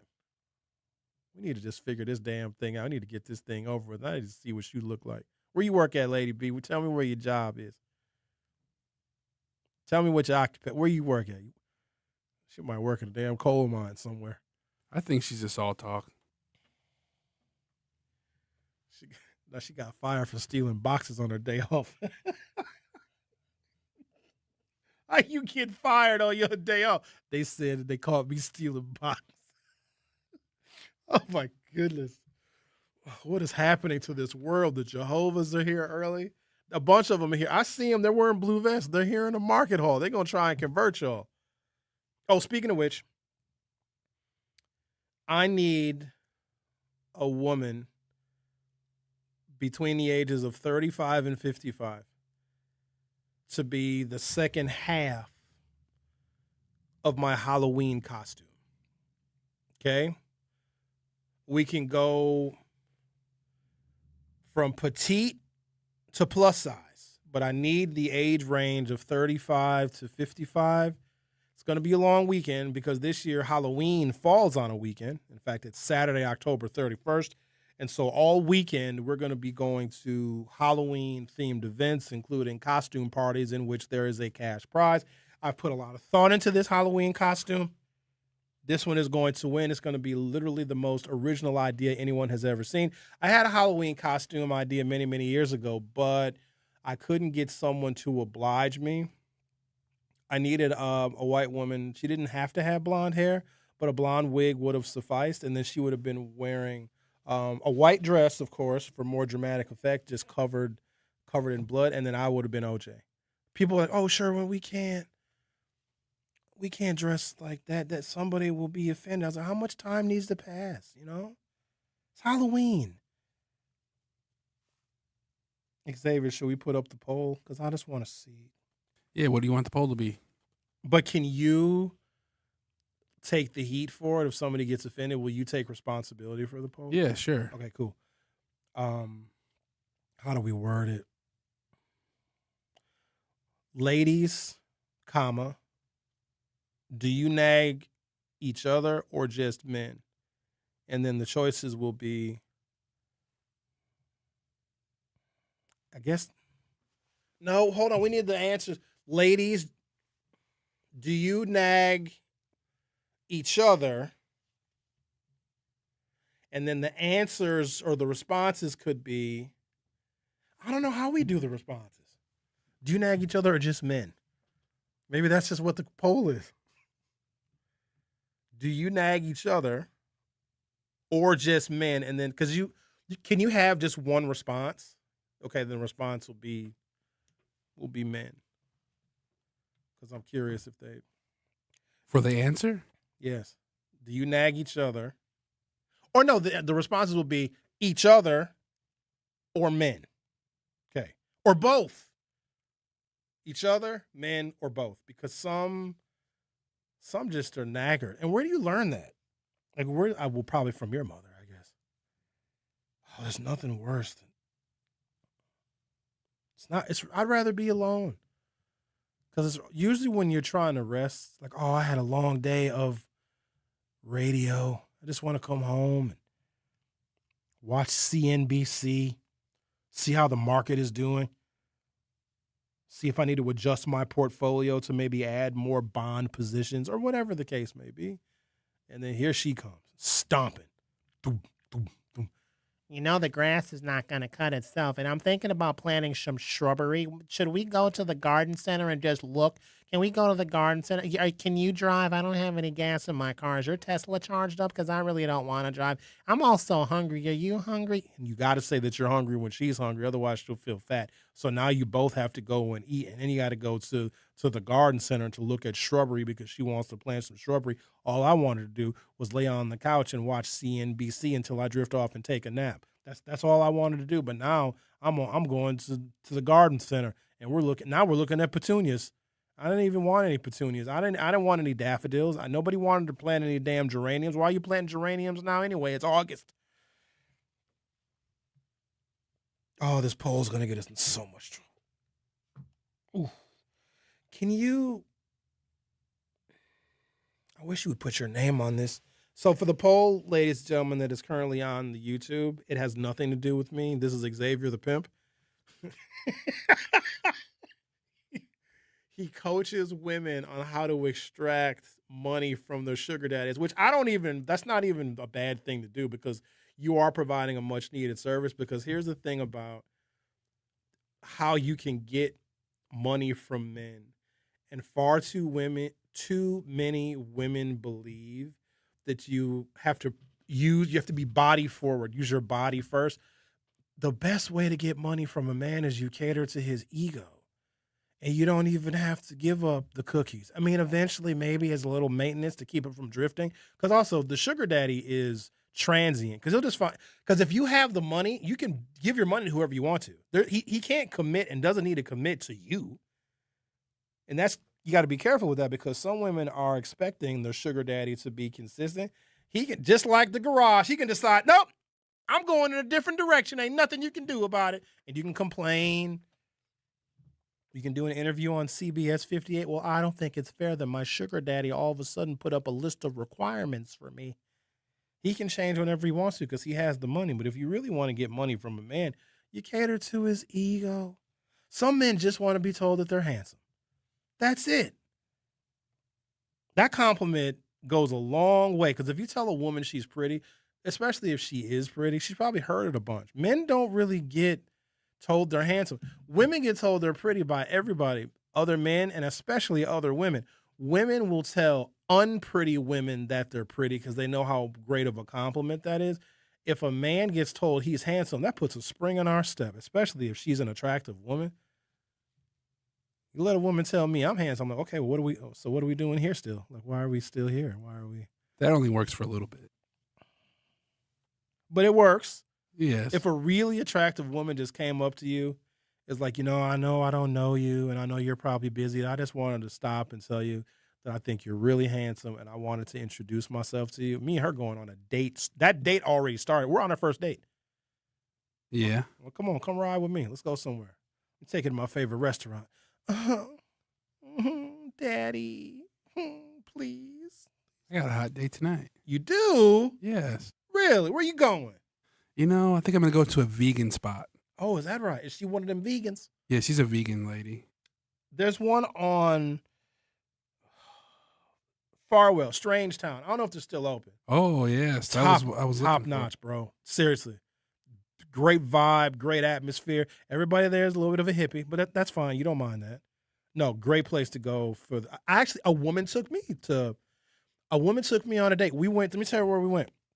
We went to Strangetown for dinner. We went to the speakeasy in the Black Cat Alley. That was a little speakeasy right there. And then guess where we went after that? We went to the Landmark Lanes and had some drinks at the bar at the Landmark. And she paid for the whole thing. That was a great night. Sounds like a great night. Oh, it was fantastic. And then, she knows that I'm a Bucks fan. And the glasses that they served our drinks in were these Milwaukee Bucks themed. It had the Bango logo on it and then a ball and a net. And then the woman I was with, because she knew that I liked the Bucks, she was like to the bartender, hey, how can we buy these glasses? How much if we want to purchase these two glasses? And the bartender was so cool. She was like, well, they're technically not for sale, but this is what the bartender said to us. She said, I'm going to walk down here and serve these customers on the far end of the bar. And if your two glasses happen to disappear, well, then I guess I'll have to pour you new drinks and new glasses. So my homegirl, she brought her big purse that night. She put the glasses in her purse. Perfect night. All right, I'm going to take a break, come back. Going to be speaking with Michael Nguyen. He is the executive director of Teach for America Milwaukee. That's why we got to clean this conversation up before he gets here now, and I really hope he's not listening. Because we're going to talk about education. We're going to talk about representation in the classroom and why our students and our children that are attending school really need to see more diverse teachers because it will ultimately help improve their academic outcomes. You're listening to The Truth with Sherwin Hughes on 101.7 FM. I'll be right back. The Truth with Sherwin Hughes returns after this on 101.7 The Truth app, and 101.7thetruth.com. At UW Credit Union, we have best-in-class technology and peopleology. Like if you lose your card, you can stop by in-branch for a same-day replacement, or you can have a new one instantly issued to the app. So whether you prefer interacting with our snappy online interface or our in-person regular faces, UW Credit Union is always here for every you. And whichever you choose, it's the best of both worlds. Join today at uwcu.org. Federally insured by NCUA. Not completing high school is more of a social thing than it was an academic thing. Even though all these years have passed, I still had that longing to have my diploma. At age 30, Carissa finished her high school diploma. If you're even considering getting your high school diploma, you can do it. No one gets a diploma alone. If you're thinking of finishing your high school diploma, you have help. Find free adult education classes near you at finishyourdiploma.org. That's finishyourdiploma.org. Brought to you by the Dollar General Literacy Foundation and the Ad Council. Hear that? That's the sound of your life. Perfectly imperfect. Beating in rhythm to the world you've created. But every time you drive after drinking, the music gets drowned out. Your life sounds pretty great. Don't let a buzz ruin it. Buzz driving is drunk driving. Don't drive buzzed. A message from NHTSA and the Ad Council. Doctors Without Borders is delivering life-saving medical care where it's needed most in communities around the world. From bandaging war-wounded patients in Sudan to providing clean drinking water in Haiti, we're in more than 70 countries worldwide, bringing patients from sick to recovering, from emergency to aid, from crisis to care. This life-saving care is made possible by a global movement of supporters like you. Thank you. In sitcoms, when someone has a problem, they just blurt it out and move on. Well, I lost my job and my parakeet is missing. How was your day? But the real world is different. Managing life's challenges can be overwhelming. So, what do? We get support.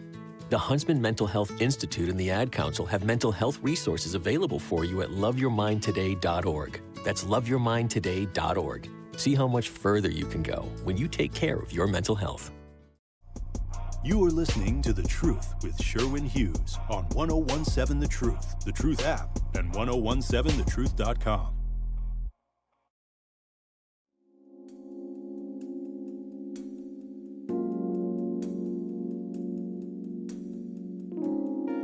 Tell me a secret.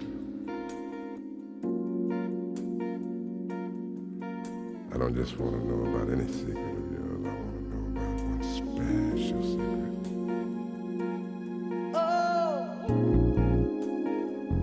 I highly suggest you play this song for your date tonight, Xavier. Let me know about your special secret. I don't think that'll work. Look, you might ask her what her special secret is. She might say, I used to be a man. How you like them apples? Well? What you mean, well? Date over, sir. Like, why would you reveal it then? Like, reveal it early so someone can make a more informed decision. I'm pretty sure she's a female. She's a tiny little woman. All right. Like, if I used to be Sherwina. Hopefully she's not listening right now. I doubt it. Your women don't listen to this kind of stuff. Yeah, they don't. I don't know who listens to my show. Actually, I have no idea. I know I run into people. Oh, Sherwin, I listen to your show. I'm like, you do? But then there's always like a caveat. I listen until Al calls or Bob calls or something. I can't look at the poll results without voting in it. Only a few people have voted so far, but what are we looking like? 33% say they nag men, and then 11% say they nag each other, and then 56% say they nag both. Yuck. At least they're consistent with it. Fellas, maybe we need to start nagging. We do. We just do it productively. You know what I mean? We don't do it. We do it in a way that hopefully elicits the desired results. I don't know if we nag. We suggest. We make suggestions. Or we give very direct action or hints, perhaps. Right? I don't know. Let's see if I can read some of these comments. close the poll for the time being. LaRon says, if I go shopping with a woman, I'm literally looking for another woman, and other women you see while shopping know it, even it's a bye week during football season. So hang on a second.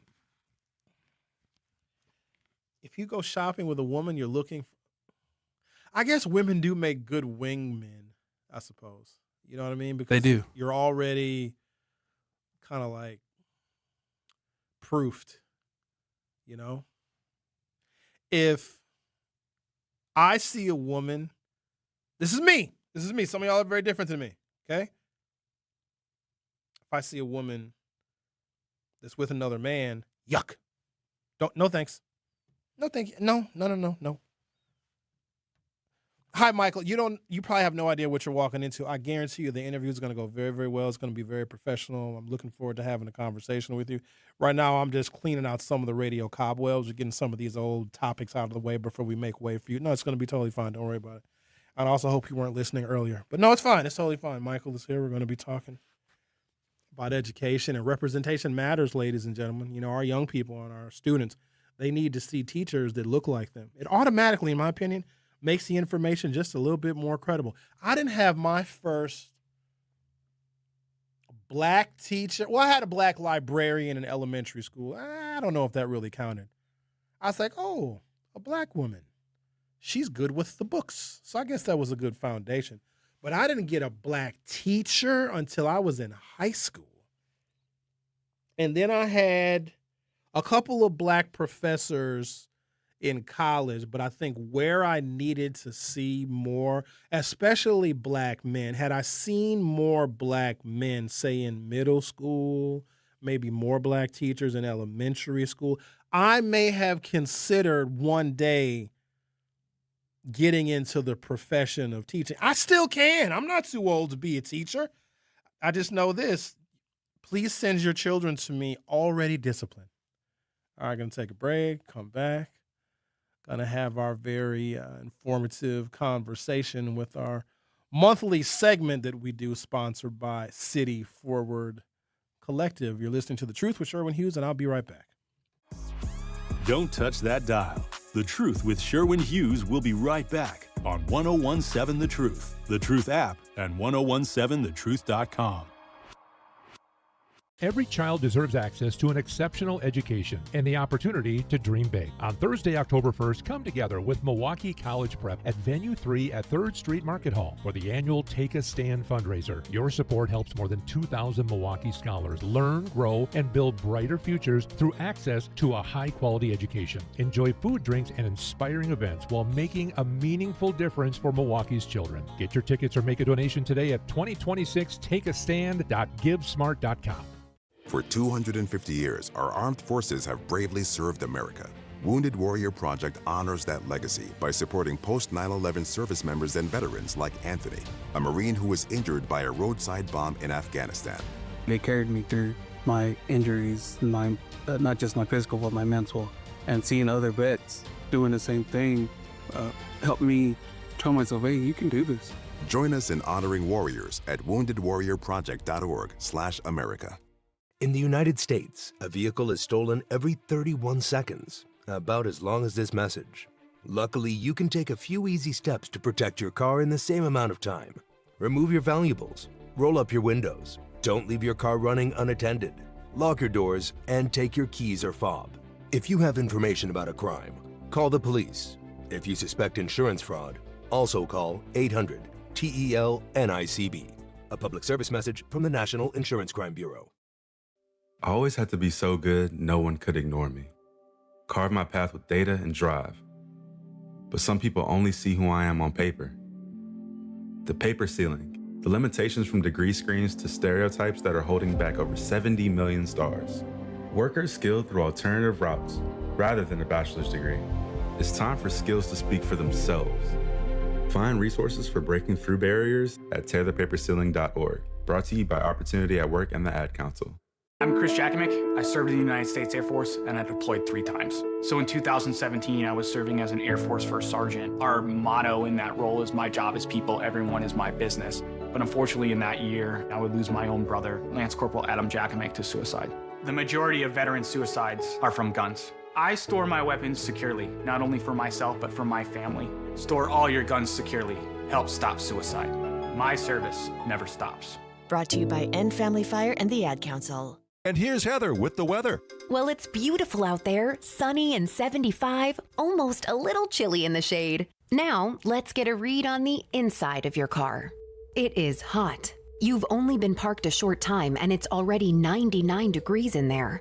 Let's not leave children in the back seat while running errands. It only takes a few minutes for their body temperatures to rise, and that could be fatal. Cars get hot, fast, and can be deadly. Never leave a child in a car. A message from NHTSA and the Ad Council. Babes, what are you doing? What? I'm just mowing the lawn. No, it's blazing hot and dry out here. Don't you remember? Smokey Bear says. Avoid using power equipment when it's windy or dry. Where'd you learn this? Oh, it's on SmokeyBear.com with many other wildfire prevention tips. Right. Thanks, honey bear. 'Cause remember, only you can prevent wildfires. Brought to you by the USDA Forest Service, your state forester, and the Ad Council. Milwaukee Black Talk lives here on 101.7 FM and 1510 AM, W269DL Milwaukee, and WGKB Waukesha, live from American Family Assurance Studios. This is The Truth with Sherwin Hughes on 101.7 The Truth app, and 1017thetruth.com.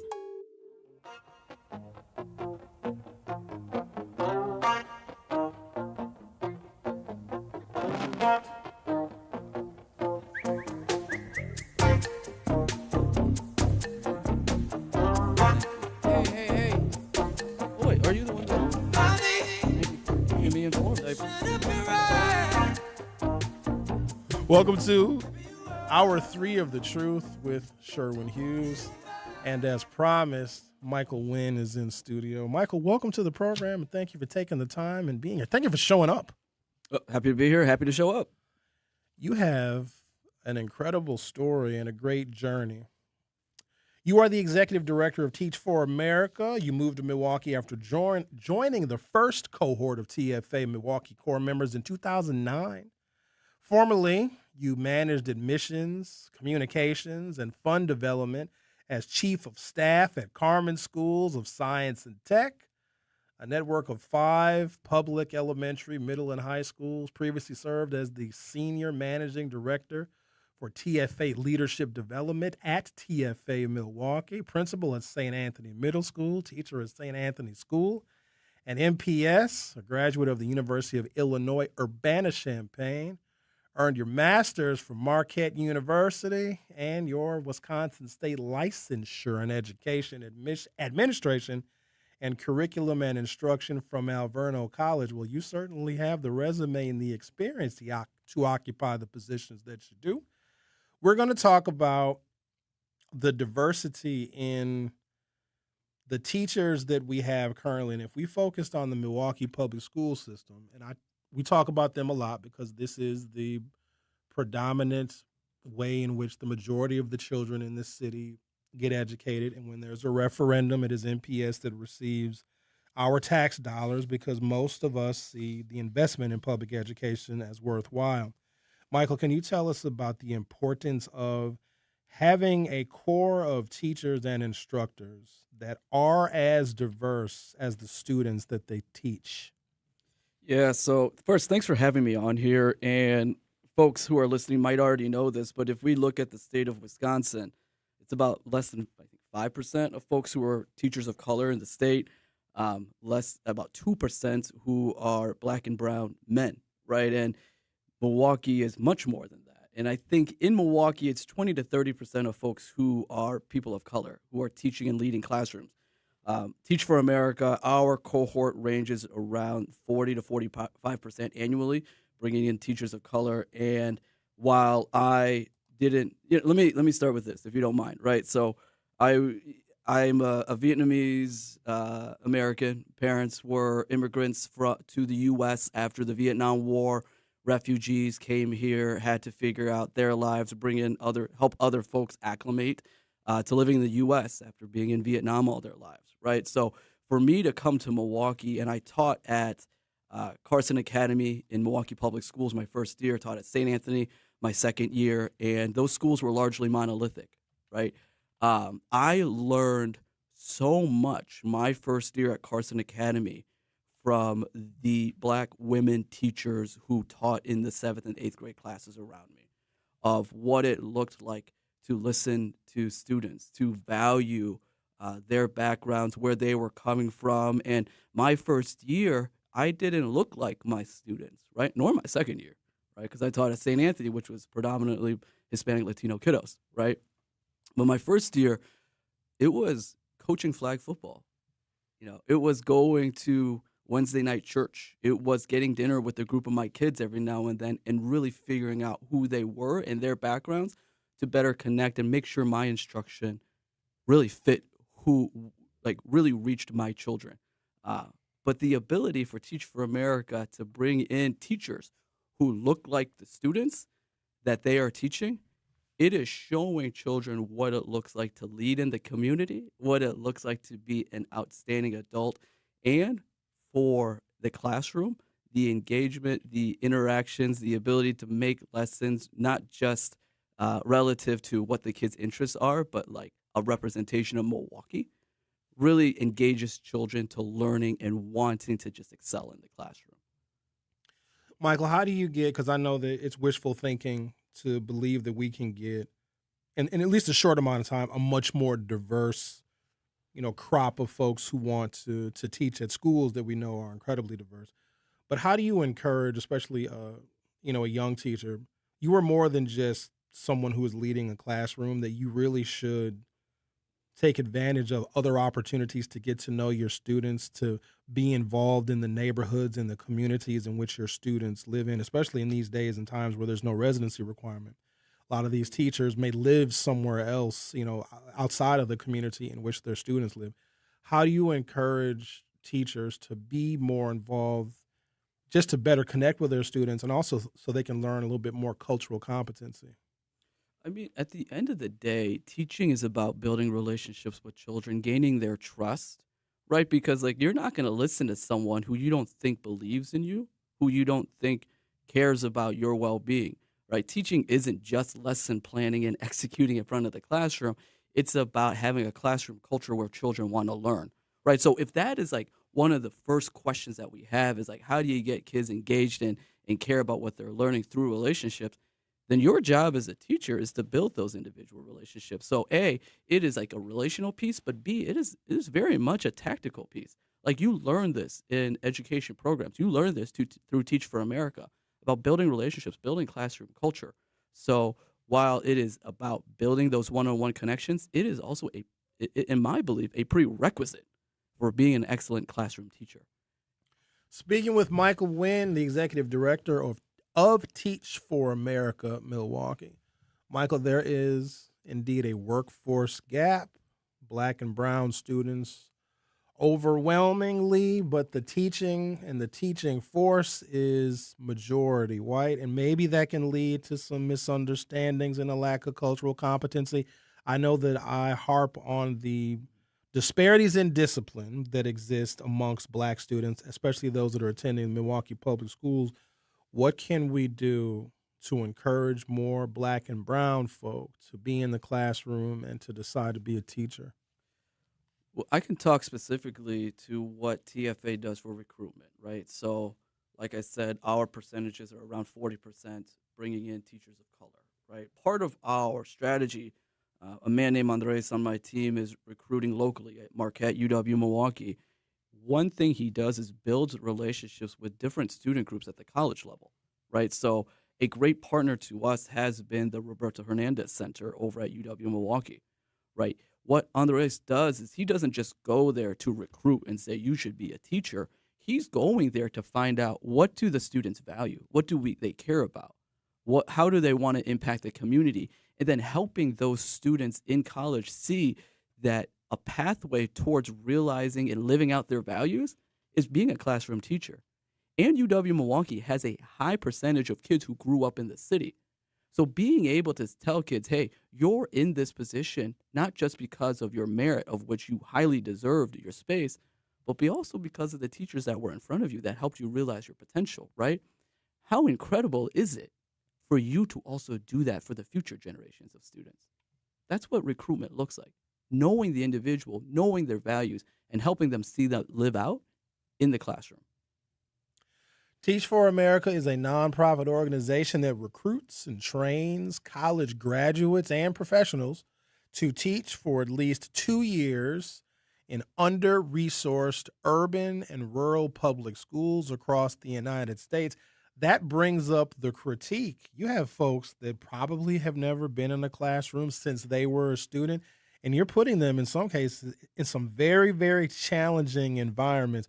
What do you say to those that use that as a critique? You're putting relatively inexperienced professionals in some very challenging classrooms. Well, first of all, I think critique is feedback, right? Feedback, the things that we need to consider and ways that we can improve our program and share what our program is. So let me just talk a little bit about our program. We accept about 15% of folks who apply to Teach for America. A lot of the values and backgrounds we're seeking are folks who have led organizations or groups, has had outcomes with the places they've led. They've seen success in college. They've seen success in their professional background. They've led diverse groups. And if I just isolated that, like, that's the type of leader that you would want in any scenario. Folks who have had a track record of success and worked in different groups and communities. Now, when they join Teach for America, they get coaching, right? Our coach at Teach for America, Sapphire is a former high school principal. That is who is supporting them every step of the way. They are teaching 5 weeks of summer school prior to getting into the first day of school and getting that feedback from mentor teachers at the school site, specifically at Milwaukee Academy of Science. They are getting mentor teacher support. And then they are getting professional development with us through 2 years and earning their certification and master's during their 2-year commitment. So I hear the feedback that talks about, like, okay, who are you putting in the classroom? And it's important for folks to know that it is not just like a linear experience. It is one with an incredible amount of support around individuals who are coming in with a lot of merit and talent that want to be great for children. To make sure I heard you correctly, did you say that you all accept just 15% of the people that apply for TFA? That's right. That is incredibly selective. That's right. And do you believe that that selective process can help reduce turnover? Because I'd imagine if you were less selective, because turnover is always, it's a problem. Teachers are getting burnt out. It seems like now they're getting burnt out even faster than they were in previous generations. Is the selection process helping to cut down on potential burnout of teachers and reduce turnover? Yeah, I mean, I'll give you a recent stat, right? So as we mentioned, Teach for America is a 2-year commitment. And our recent cohort who just finished their commitment, 86% came back for a 3rd year in the classroom, right? So my folks who just completed their TFA commitment didn't leave. They are staying, working with children, right? How do I think they got there? I think they got there because, A, they built great relationships with their children, saw the impact they were making in the classroom, and were scaffolded that support during their initial 2 years in the classroom, getting that coaching, getting that training. In terms of our recruitment, part of what we're looking for from people is, how have you had instances in the past of persevering through challenges?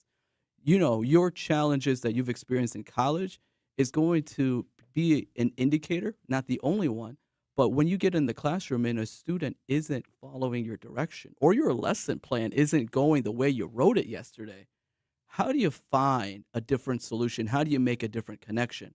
So when we're recruiting folks, when we are interviewing and accepting people, how have they demonstrated that perseverance in the past so that they can get through the challenges that are going to happen for every first-year teacher?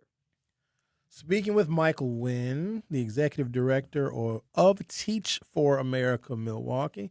Michael came to Milwaukee in 2009 as part of the very first TFA Milwaukee Corps and never left. Michael was taught at St. Anthony School and Dr. Benjamin Carson Academy, became principal of St. Anthony Middle School, and served as chief of staff and interim CEO at Carmen Schools of Science and Technology before taking over the region. 17 years in the city across private, public, charter, and district schools. We're going to take a break, and when we come back, we're going to talk about the 2030 literacy goal and TFA's citywide science of reading work. You're listening to The Truth with Sherwin Hughes on 101.7 FM. Don't go anywhere. We'll be right back. The Truth with Sherwin Hughes returns after this on 101.7 The Truth app, and 1017thetruth.com. Natural gas is a clean, reliable, and convenient source of energy delivered directly to you through underground pipelines. The pipeline system has an excellent safety record, but there are clues that can help you identify a potential hazard. If you smell the strong odor of rotten eggs, hear an unusual hissing sound, or see blowing dirt or debris, it could be a natural gas leak. Leave the area immediately and call We Energies at 800-261-5325. We Energies. People you can trust. Energy you can depend on. When a warrior faces adversity, he fights through it. He finds a way. Freedom isn't free. Rolling strong. Belief. Believe you can, and you will. Wheelchairs for Warriors provides mobility solutions to veterans and first responders injured in the line of duty. Join the mission and visit wheelchairsforwarriors.org. Here's the deal. We gotta set ourselves up. See, retirement is the long game. We gotta make moves and make them early. Set up goals. Don't worry about a setback. Just save up and stack up to reach them. Let's put ourselves in the right position. Pre-game to greater things. Start building your retirement plan at thisispretirement.org. Brought to you by AARP and the Ad Council. For 75 years, the Muscular Dystrophy Association's voices have thundered through the halls of Congress. For 75 years, we've willed the impossible into existence. For 75 years, the MDA community has pushed the science, shifted the narrative, and established the field of neuromuscular medicine. And until that day when this is all a thing of the past, you couldn't stop us if you tried. Join us and celebrate 75 years of breakthroughs at MDA75.org. Talking about guns with others might not always feel comfortable, but it could save a life. Here's a way to start a conversation. Your family is going over to your neighbor's home for dinner for the first time. How would you ask if there are any unlocked guns in the home? Hey, we're so excited for tonight. Before we come over, though, may I ask if there are any unlocked guns in your home? Our guns are stored securely, locked in a safe that the kids can't access. Awesome. Learn how to have the conversation at agreetoagree.org. Brought to you by the Ad Council. You are listening to The Truth with Sherwin Hughes on 101.7 The Truth app, and 1017thetruth.com.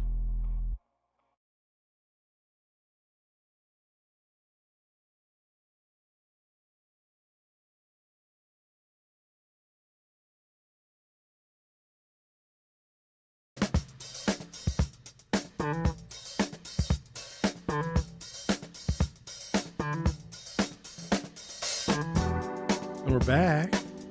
Welcome back to the program. Michael Wynn is here. He's the executive director of Teach for America Milwaukee. We are going to dig into what I think is one of the most prevailing problems that exist in the city of Milwaukee. And every time these statewide report cards come out, I am quick to report on the progress and the performance of our school district because we heavily invest in it. And if the district needs more money and they ask us, taxpayers, hey, can we have a little bit more money because the babies can't read? We always open up our wallets and our property taxes go up. But for some reason, I don't believe that we are getting a sufficient return on our investment. There needs to be a heavier focus, maybe from different viewpoints of how we can double down on increasing literacy. There are about 31,000 kids in K-3 in Milwaukee schools right now, and only about 3,000 of them are meeting reading targets. Teach for America's work on the science of reading goes beyond their own core members, and they are doing great things across the city. Michael, what does it look like, and is 2030 realistic to make substantial improvements to these numbers?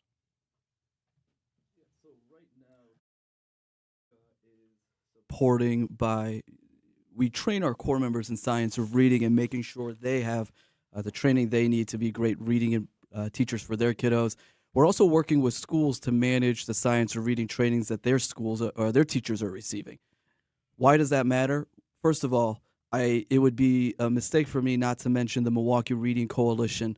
Milwaukee Reading Coalition started by Dr. Howard Fuller, by Ms. Joanne Anton, and the late Mr. Mark Sain, and has the backing of 400 education, nonprofit, community, and business leaders who have essentially said this is a problem that impacts all of Milwaukee, whether we talk about the well-being and health of children, communities and neighborhoods, or the economic engine of both the city and the state. If we don't figure out the reading issue that's prevalent for decades in this city, then we are continuing to watch generations of children receive a miseducation, as I've heard Dr. Howard Fuller say, right? Is 2030 realistic?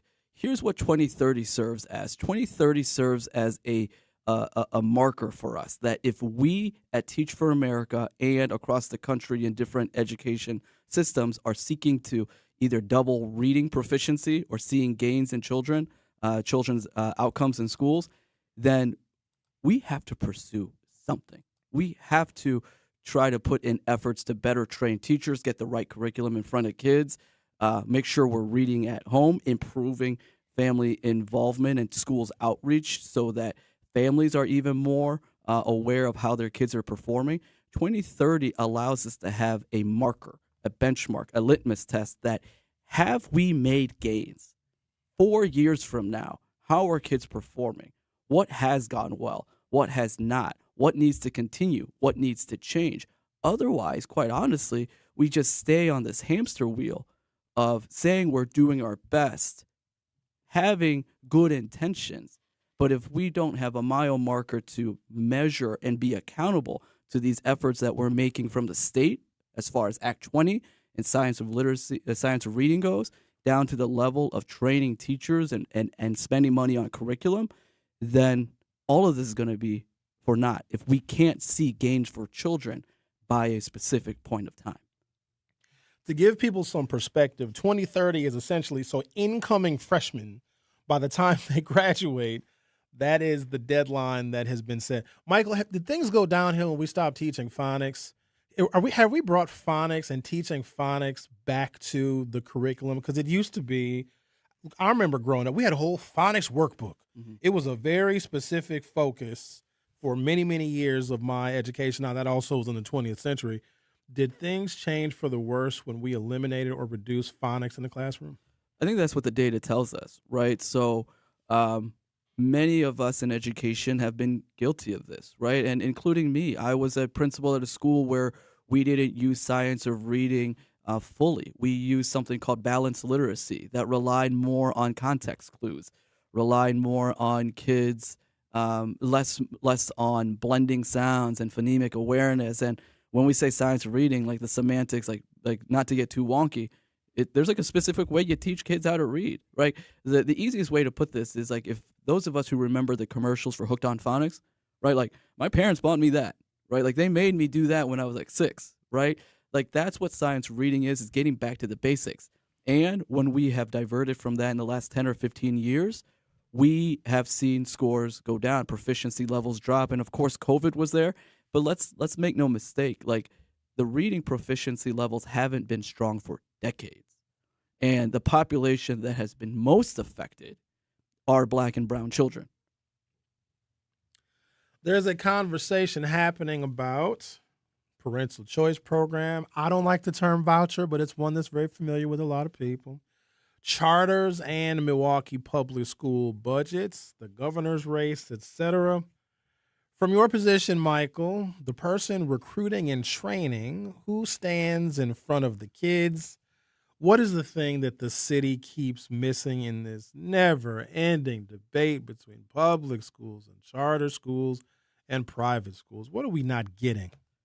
I'll try to bucket this in a few things. First is, for Teach for America, when we bring our core members and our alumni, so core members are the folks who are currently in the program, alumni who are folks who finished the program, our alumni are in the private schools, they're in the public charter, they're in the district. You put them in the same room together, They're talking about what we should be doing better for kids as a city. How can we improve reading scores? How can we change the way we teach? How do we build more connections with the teachers and the community? That's what the conversation is when we bring our community together, right?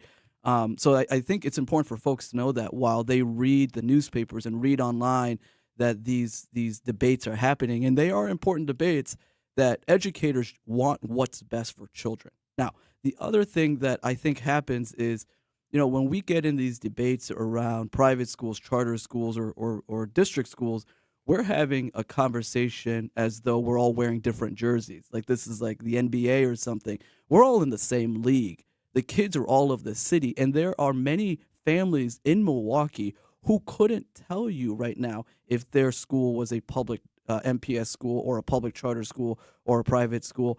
And if they could, their interest is having an excellent education for their kids, right? The topic that I would love for us to have more than anything outside of this debate is accountability. What is an excellent school? In my opinion, an excellent school is where a child is learning how to read, learning how to do math, learning how to write, and being set up to get a college degree or post-secondary career that matches their values and helps them sustain, right? If you are a school that is not doing that for year over year, we need to have a conversation as to why you still have students in your building. We need to have a conversation about why you continue to be funded. We need to have accountability in a space where kids and families who are trusting the systems and adults in front of them, that they are getting what they deserve, which is an excellent education. We're speaking with Mike Wynn, Executive Director of Teach for America, Milwaukee. We often hear, and we're going to hear a lot more of, we have to fully fund our public schools. Michael, the public schools need to be fully funded. Heard it incessantly during the Democratic primary. Very glad that primary is over. Looking forward to the general election. But our public schools are not fully funded. And you got the charter schools, and you got the voucher schools. We have to fully fund public schools. How much of the problem that we are seeing is the funding is not enough? We need to increase the per pupil allocation. Because if you talk to some folks, they'll tell you, well, it's all about the funding. If we have more money to invest in every single child, and of course, some of these disparities that we see will disappear. There's more to the story than that, right? So first and foremost, what does fully funding public education even look like? And is the problem that we are seeing, especially with the low number of children that can read proficiently, is it really a funding thing, or there's something else going on? I think there's a complexity here. I think, first of all, Dr. Cathelius over in Milwaukee Public Schools has stepped into a situation where she had to balance the budget, get the audits correct, understand how money has been spent. And so there are efforts happening at the district level to figure out what funding are we receiving, how are we spending that funding, and what impact does that have on children, right? So MPS is in the midst of trying to figure that out, and we watched how they had to restructure this past year for teacher and staffing. So they're in the midst of that right now. So that's a question that every school has to answer. The amount of money that I have, am I spending it in the best way for children to make sure they're getting the best education possible, right? The other thing is also true, right? As Teach for America bringing in teachers into schools, we often see our teachers and our alumni who are still in the classroom not just be the teacher. Sometimes they're the one checking in on the child's mental well-being. Sometimes they're the coach. Sometimes they have the bandage because that school doesn't have a nurse.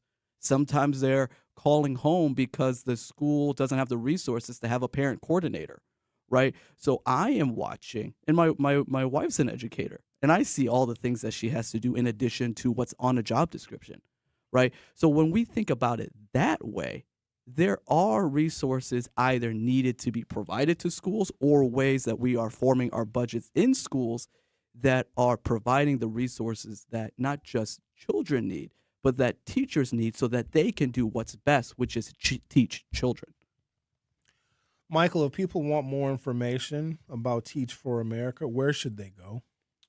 teachforamerica.org. You can also reach out to me and my team at Teach for America Milwaukee specifically. I heard you right before I hopped on saying that you wanted to teach. I'll let you know right now that we take career changers all the time because you bring incredible experience and community involvement to the table, and I look forward to that conversation with you.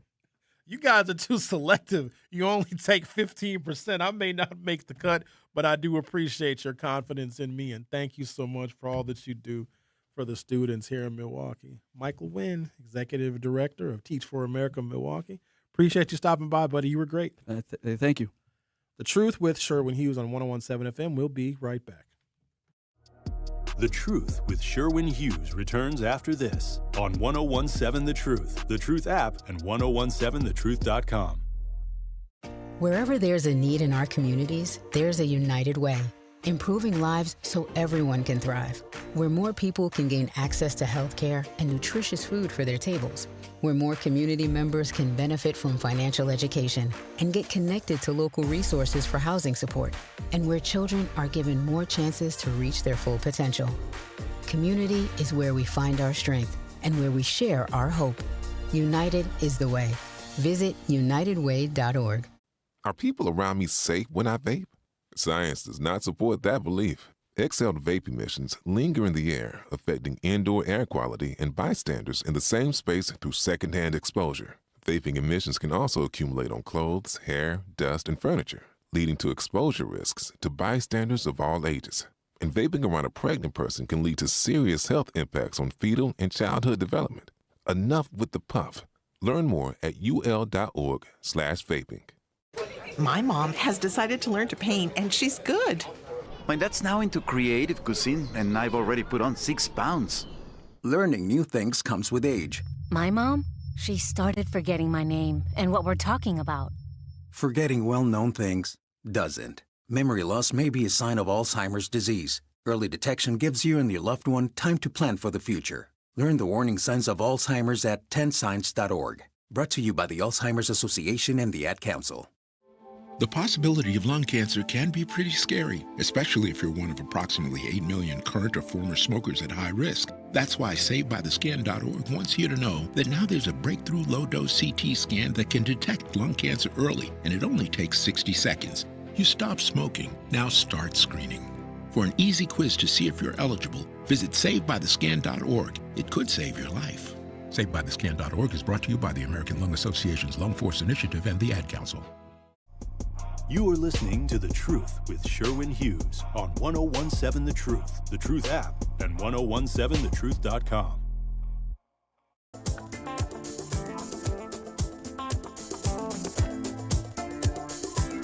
I've got a great idea,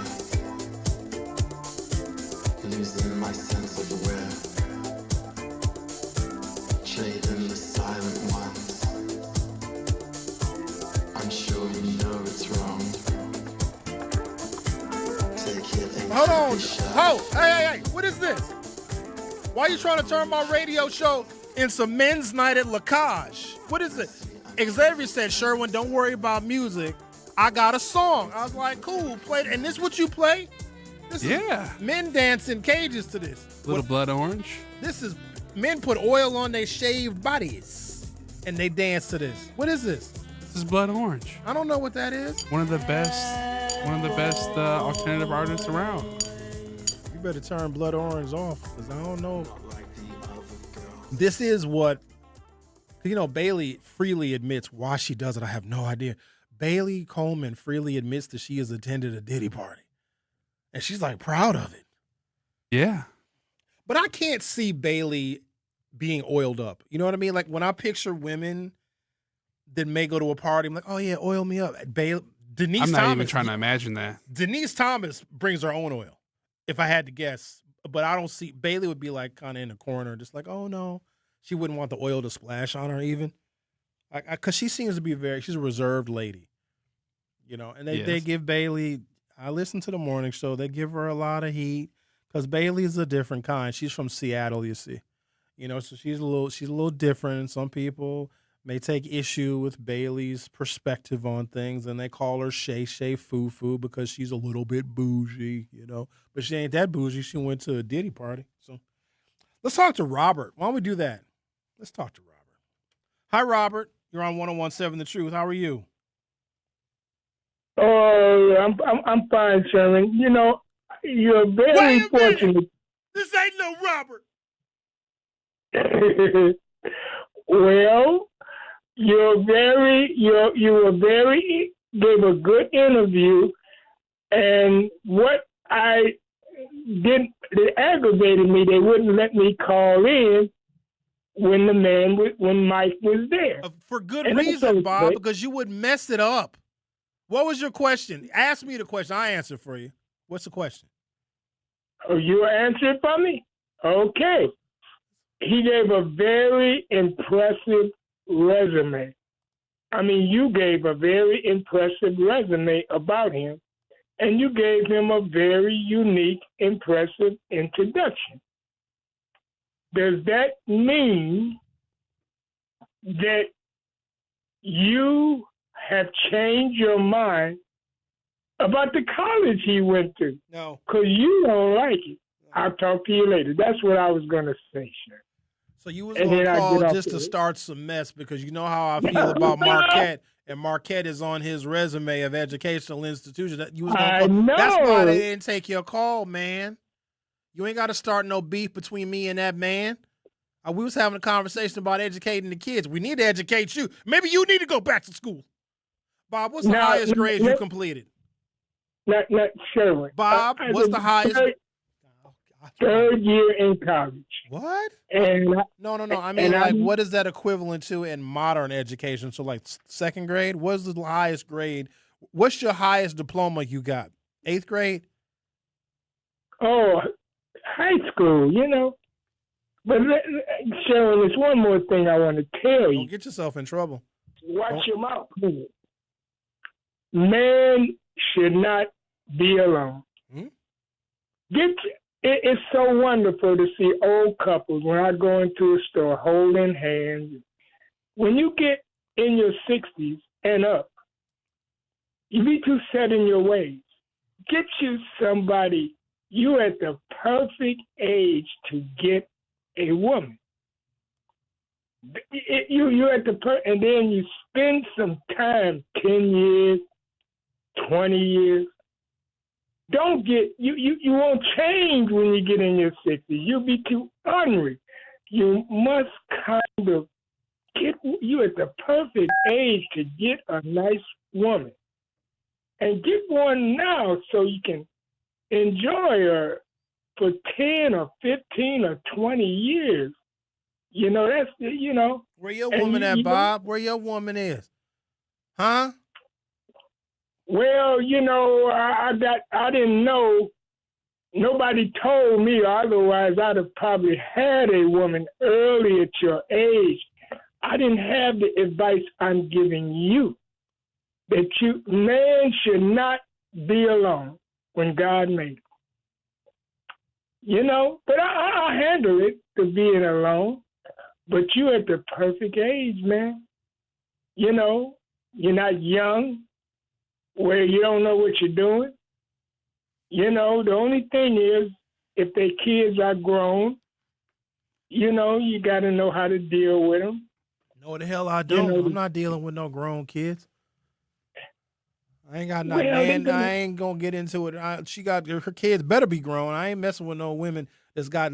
Oh, Sherwin, I got a 4-year-old. Bye.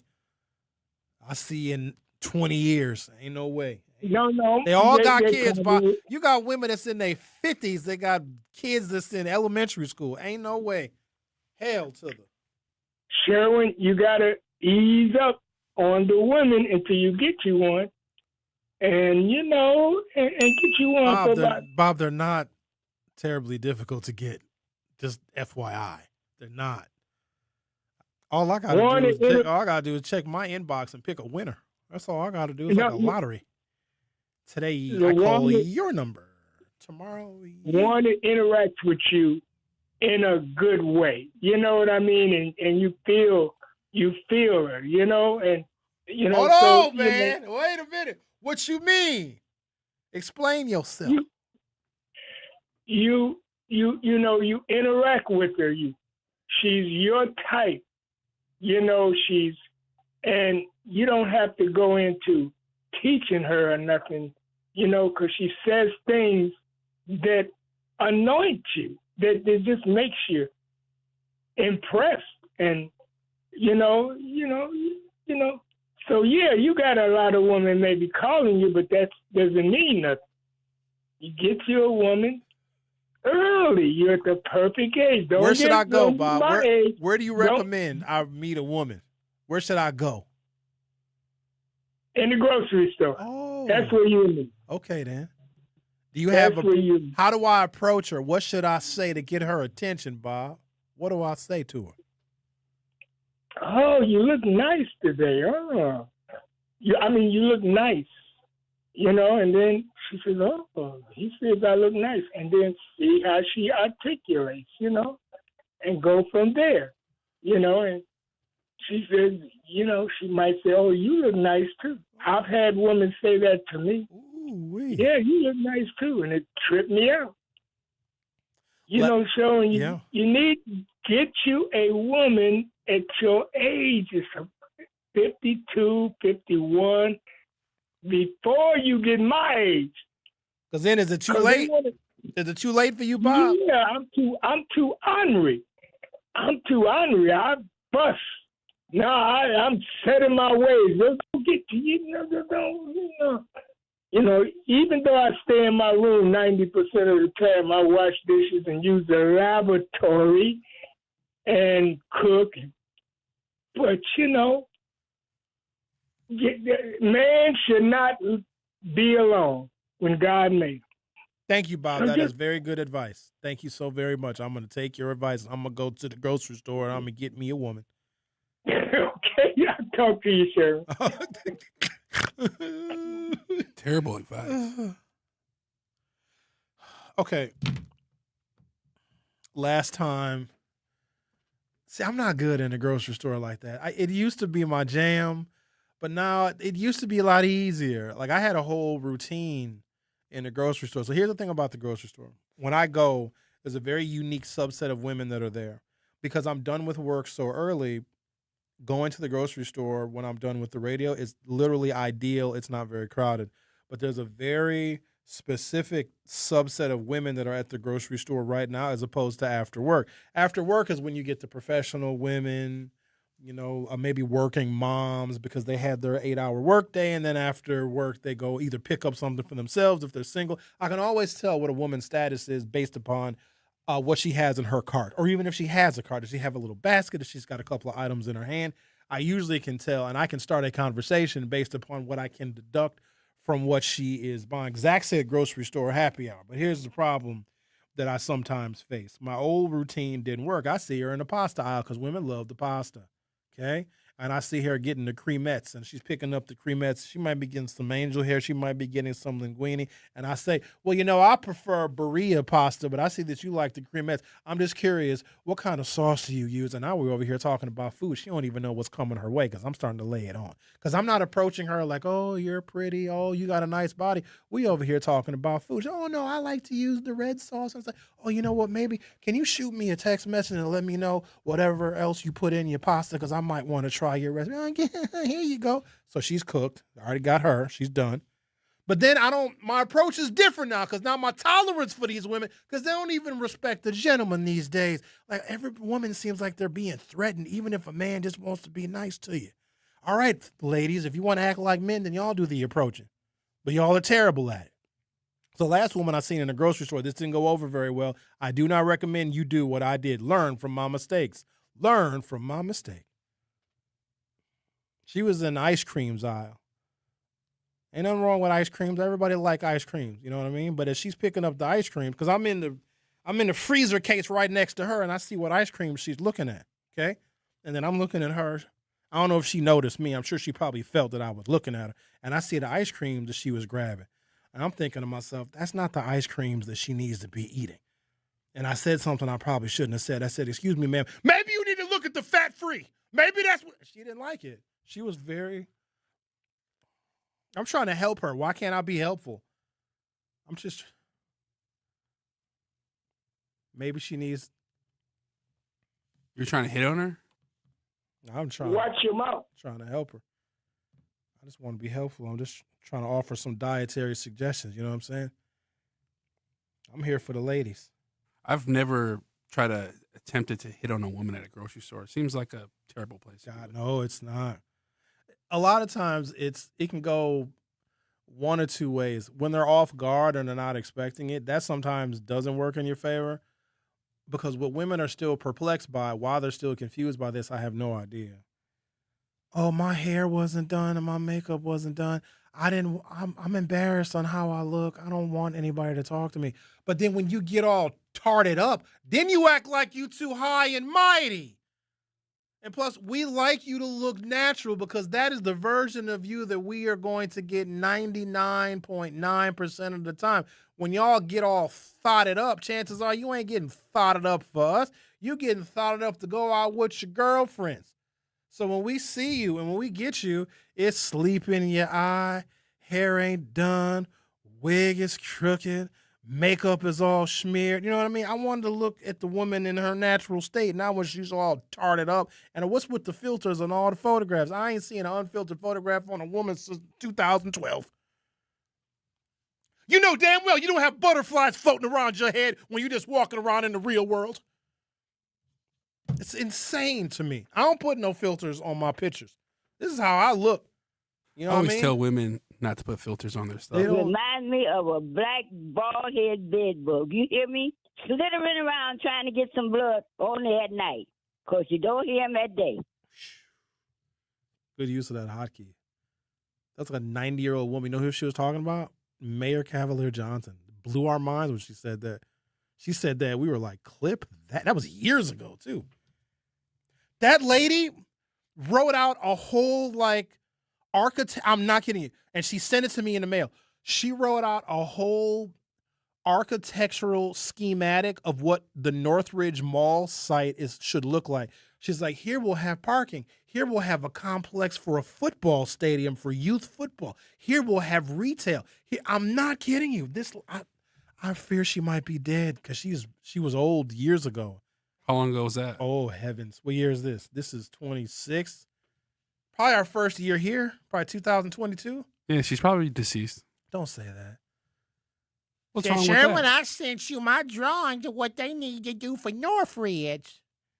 And then she got on the mayor. And that wasn't even all of what she said about the mayor. That's just the part that we clipped. All right, let's take a break, come back. You want to play any more music, Xavier? I'll let you play the last song. Oh, yeah, I got a little something special for you. We're going to judge you. That's fine. All right. I like being judged. The Truth with Sherwin Hughes. Will be right back. The Truth with Sherwin Hughes returns after this on 1017 The Truth app, and 1017thetruth.com. Milwaukee College Prep is redefining what's educationally possible so more children can pursue their dreams. Thursday, October 1st, join them at Venue 3 at 3rd Street Market Hall for Take a Stand, an inspiring event dedicated to closing the opportunity gap for Milwaukee scholars. Come enjoy great food and drinks and learn more about Milwaukee College Prep's impact. And take a stand by investing in the future of our children. Purchase your tickets or make a donation today at 2026 takeastand.givesmart.com. Not completing high school is more of a social thing than it was an academic thing. Even though all these years have passed, I still had that longing to have my diploma. At age 30, Carissa finished her high school diploma. If you're even considering getting your high school diploma, you can do it. No one gets a diploma alone. If you're thinking of finishing your high school diploma, you have help. Find free adult education classes near you at finishyourdiploma.org. That's finishyourdiploma.org. Brought to you by the Dollar General Literacy Foundation and the Ad Council. Hear that? That's the sound of your life. Perfectly imperfect. Beating in rhythm to the world you've created. But every time you drive after drinking, the music gets drowned out. Your life sounds pretty great. Don't let a buzz ruin it. Buzz driving is drunk driving. Don't drive buzzed. A message from NHTSA and the Ad Council. Doctors Without Borders is delivering life-saving medical care where it's needed most in communities around the world. From bandaging war-wounded patients in Sudan to providing clean drinking water in Haiti, we're in more than 70 countries worldwide, bringing patients from sick to recovering, from emergency to aid, from crisis to care. This life-saving care is made possible by a global movement of supporters like you. Thank you.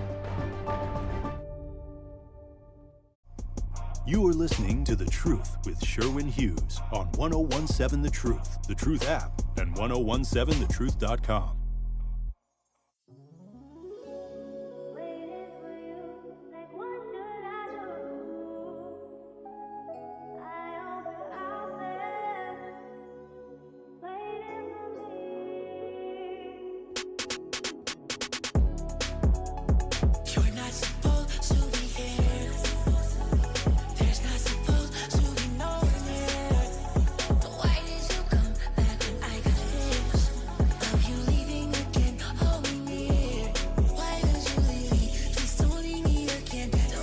This sounds gay too. A little bit. You think so? It's a little too happy and upbeat. It's a little too. He's talking about how he hates his girlfriend's friends. I mean, it's not horrible. Y'all have to excuse me for a second. I'm sending a text message. So y'all go ahead and carry on. I got to send this message. I don't want to put no typos in.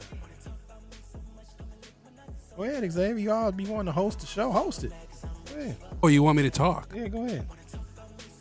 Well, I don't really have anything to talk about today. No.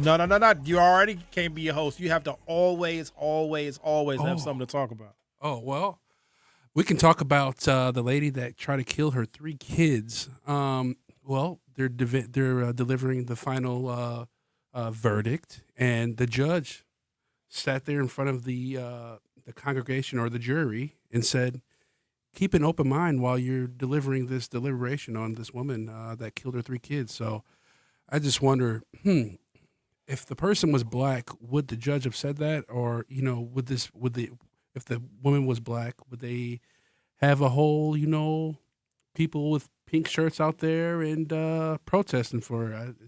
I find that very interesting. Don't you? I do.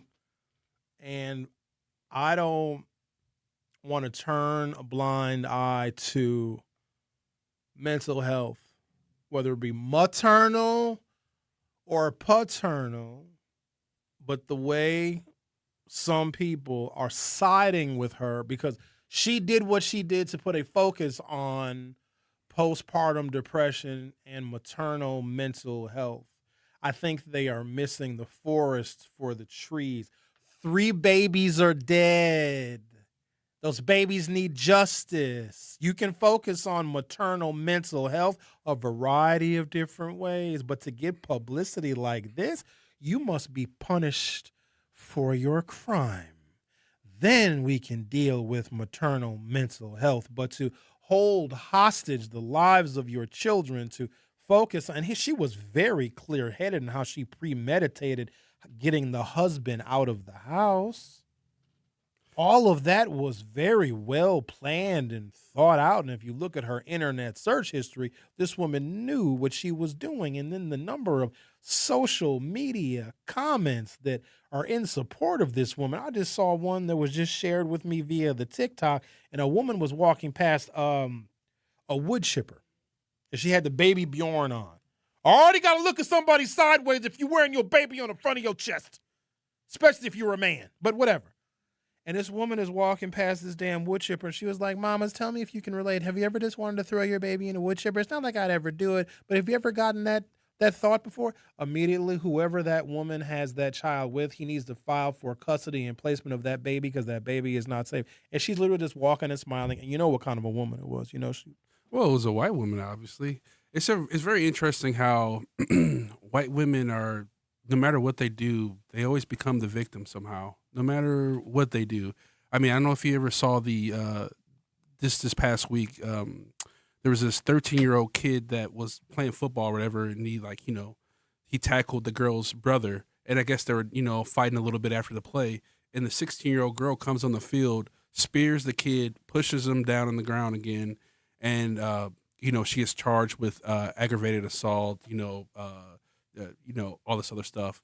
And then the news comes and interviews the 16-year-old girl like she's the actual victim, even though she's the one that trespassed, attacked the kid, and all this stuff like that. I just find it very interesting. I mean, it's not very interesting. It's just the culture we live in. We live in a a white supremacist society, obviously. I just think it's crazy how the white women are always the victim. Just like Shyla Hendricks, she calls a kid a nigger, and she gets $1 million for it. All white women got to do is be sad, and they'll name a bill after her. Go in front of Congress and just shed a little tear. Oh, my God, we got to name a piece of legislation after this woman. I've also seen scenarios where a black man minding his own business. He ain't doing nothing but going home. He walking into his apartment building. He going home. He live in that same apartment building. White woman comes up. I've never seen you here. In some of those videos, I think those white women are actually flirting, though.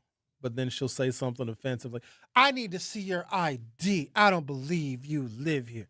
This man ain't say nothing to that woman. Here she is going out of her way to approach him. And I also find it kind of unusual that cameras are always rolling when this takes place. This white woman will come up to a black man, not bothering nobody, not saying nothing to nobody. He clearly has a key, or he's checking his mail. He's checking his mail in the little lobby area inside those first doors. Here comes this white woman. I'm afraid of you. You came up to him.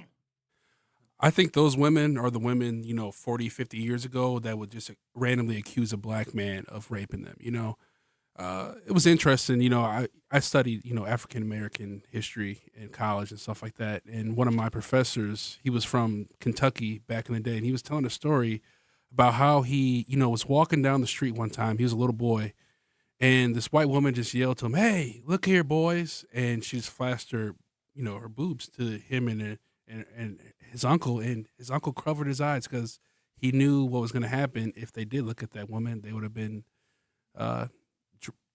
basically lynched for no reason. That's not fair to do that. If you're gonna show me, I'm cheating on myself if I don't look. You know what I mean? I mean, not back then. I don't know. 1940s. But they'll approach a black person that's minding their own business. Man, I'm afraid of you. If I see a damn lion, I'm not going to run up to the damn lion. If I'm afraid of something, I'm going to keep my distance. I'm afraid of you. But, ma'am, you're in my face. So what? I'm scared. These are the same women that choose the bear. Let them. All right, guys. Thanks for listening. The lunch break is up next. At UW Credit Union, our home loans have everything you need for your next big step, including up to $750 off closing costs for all home buyers. And first-time buyers can save even more. So if you're ready to trade roomies for more room,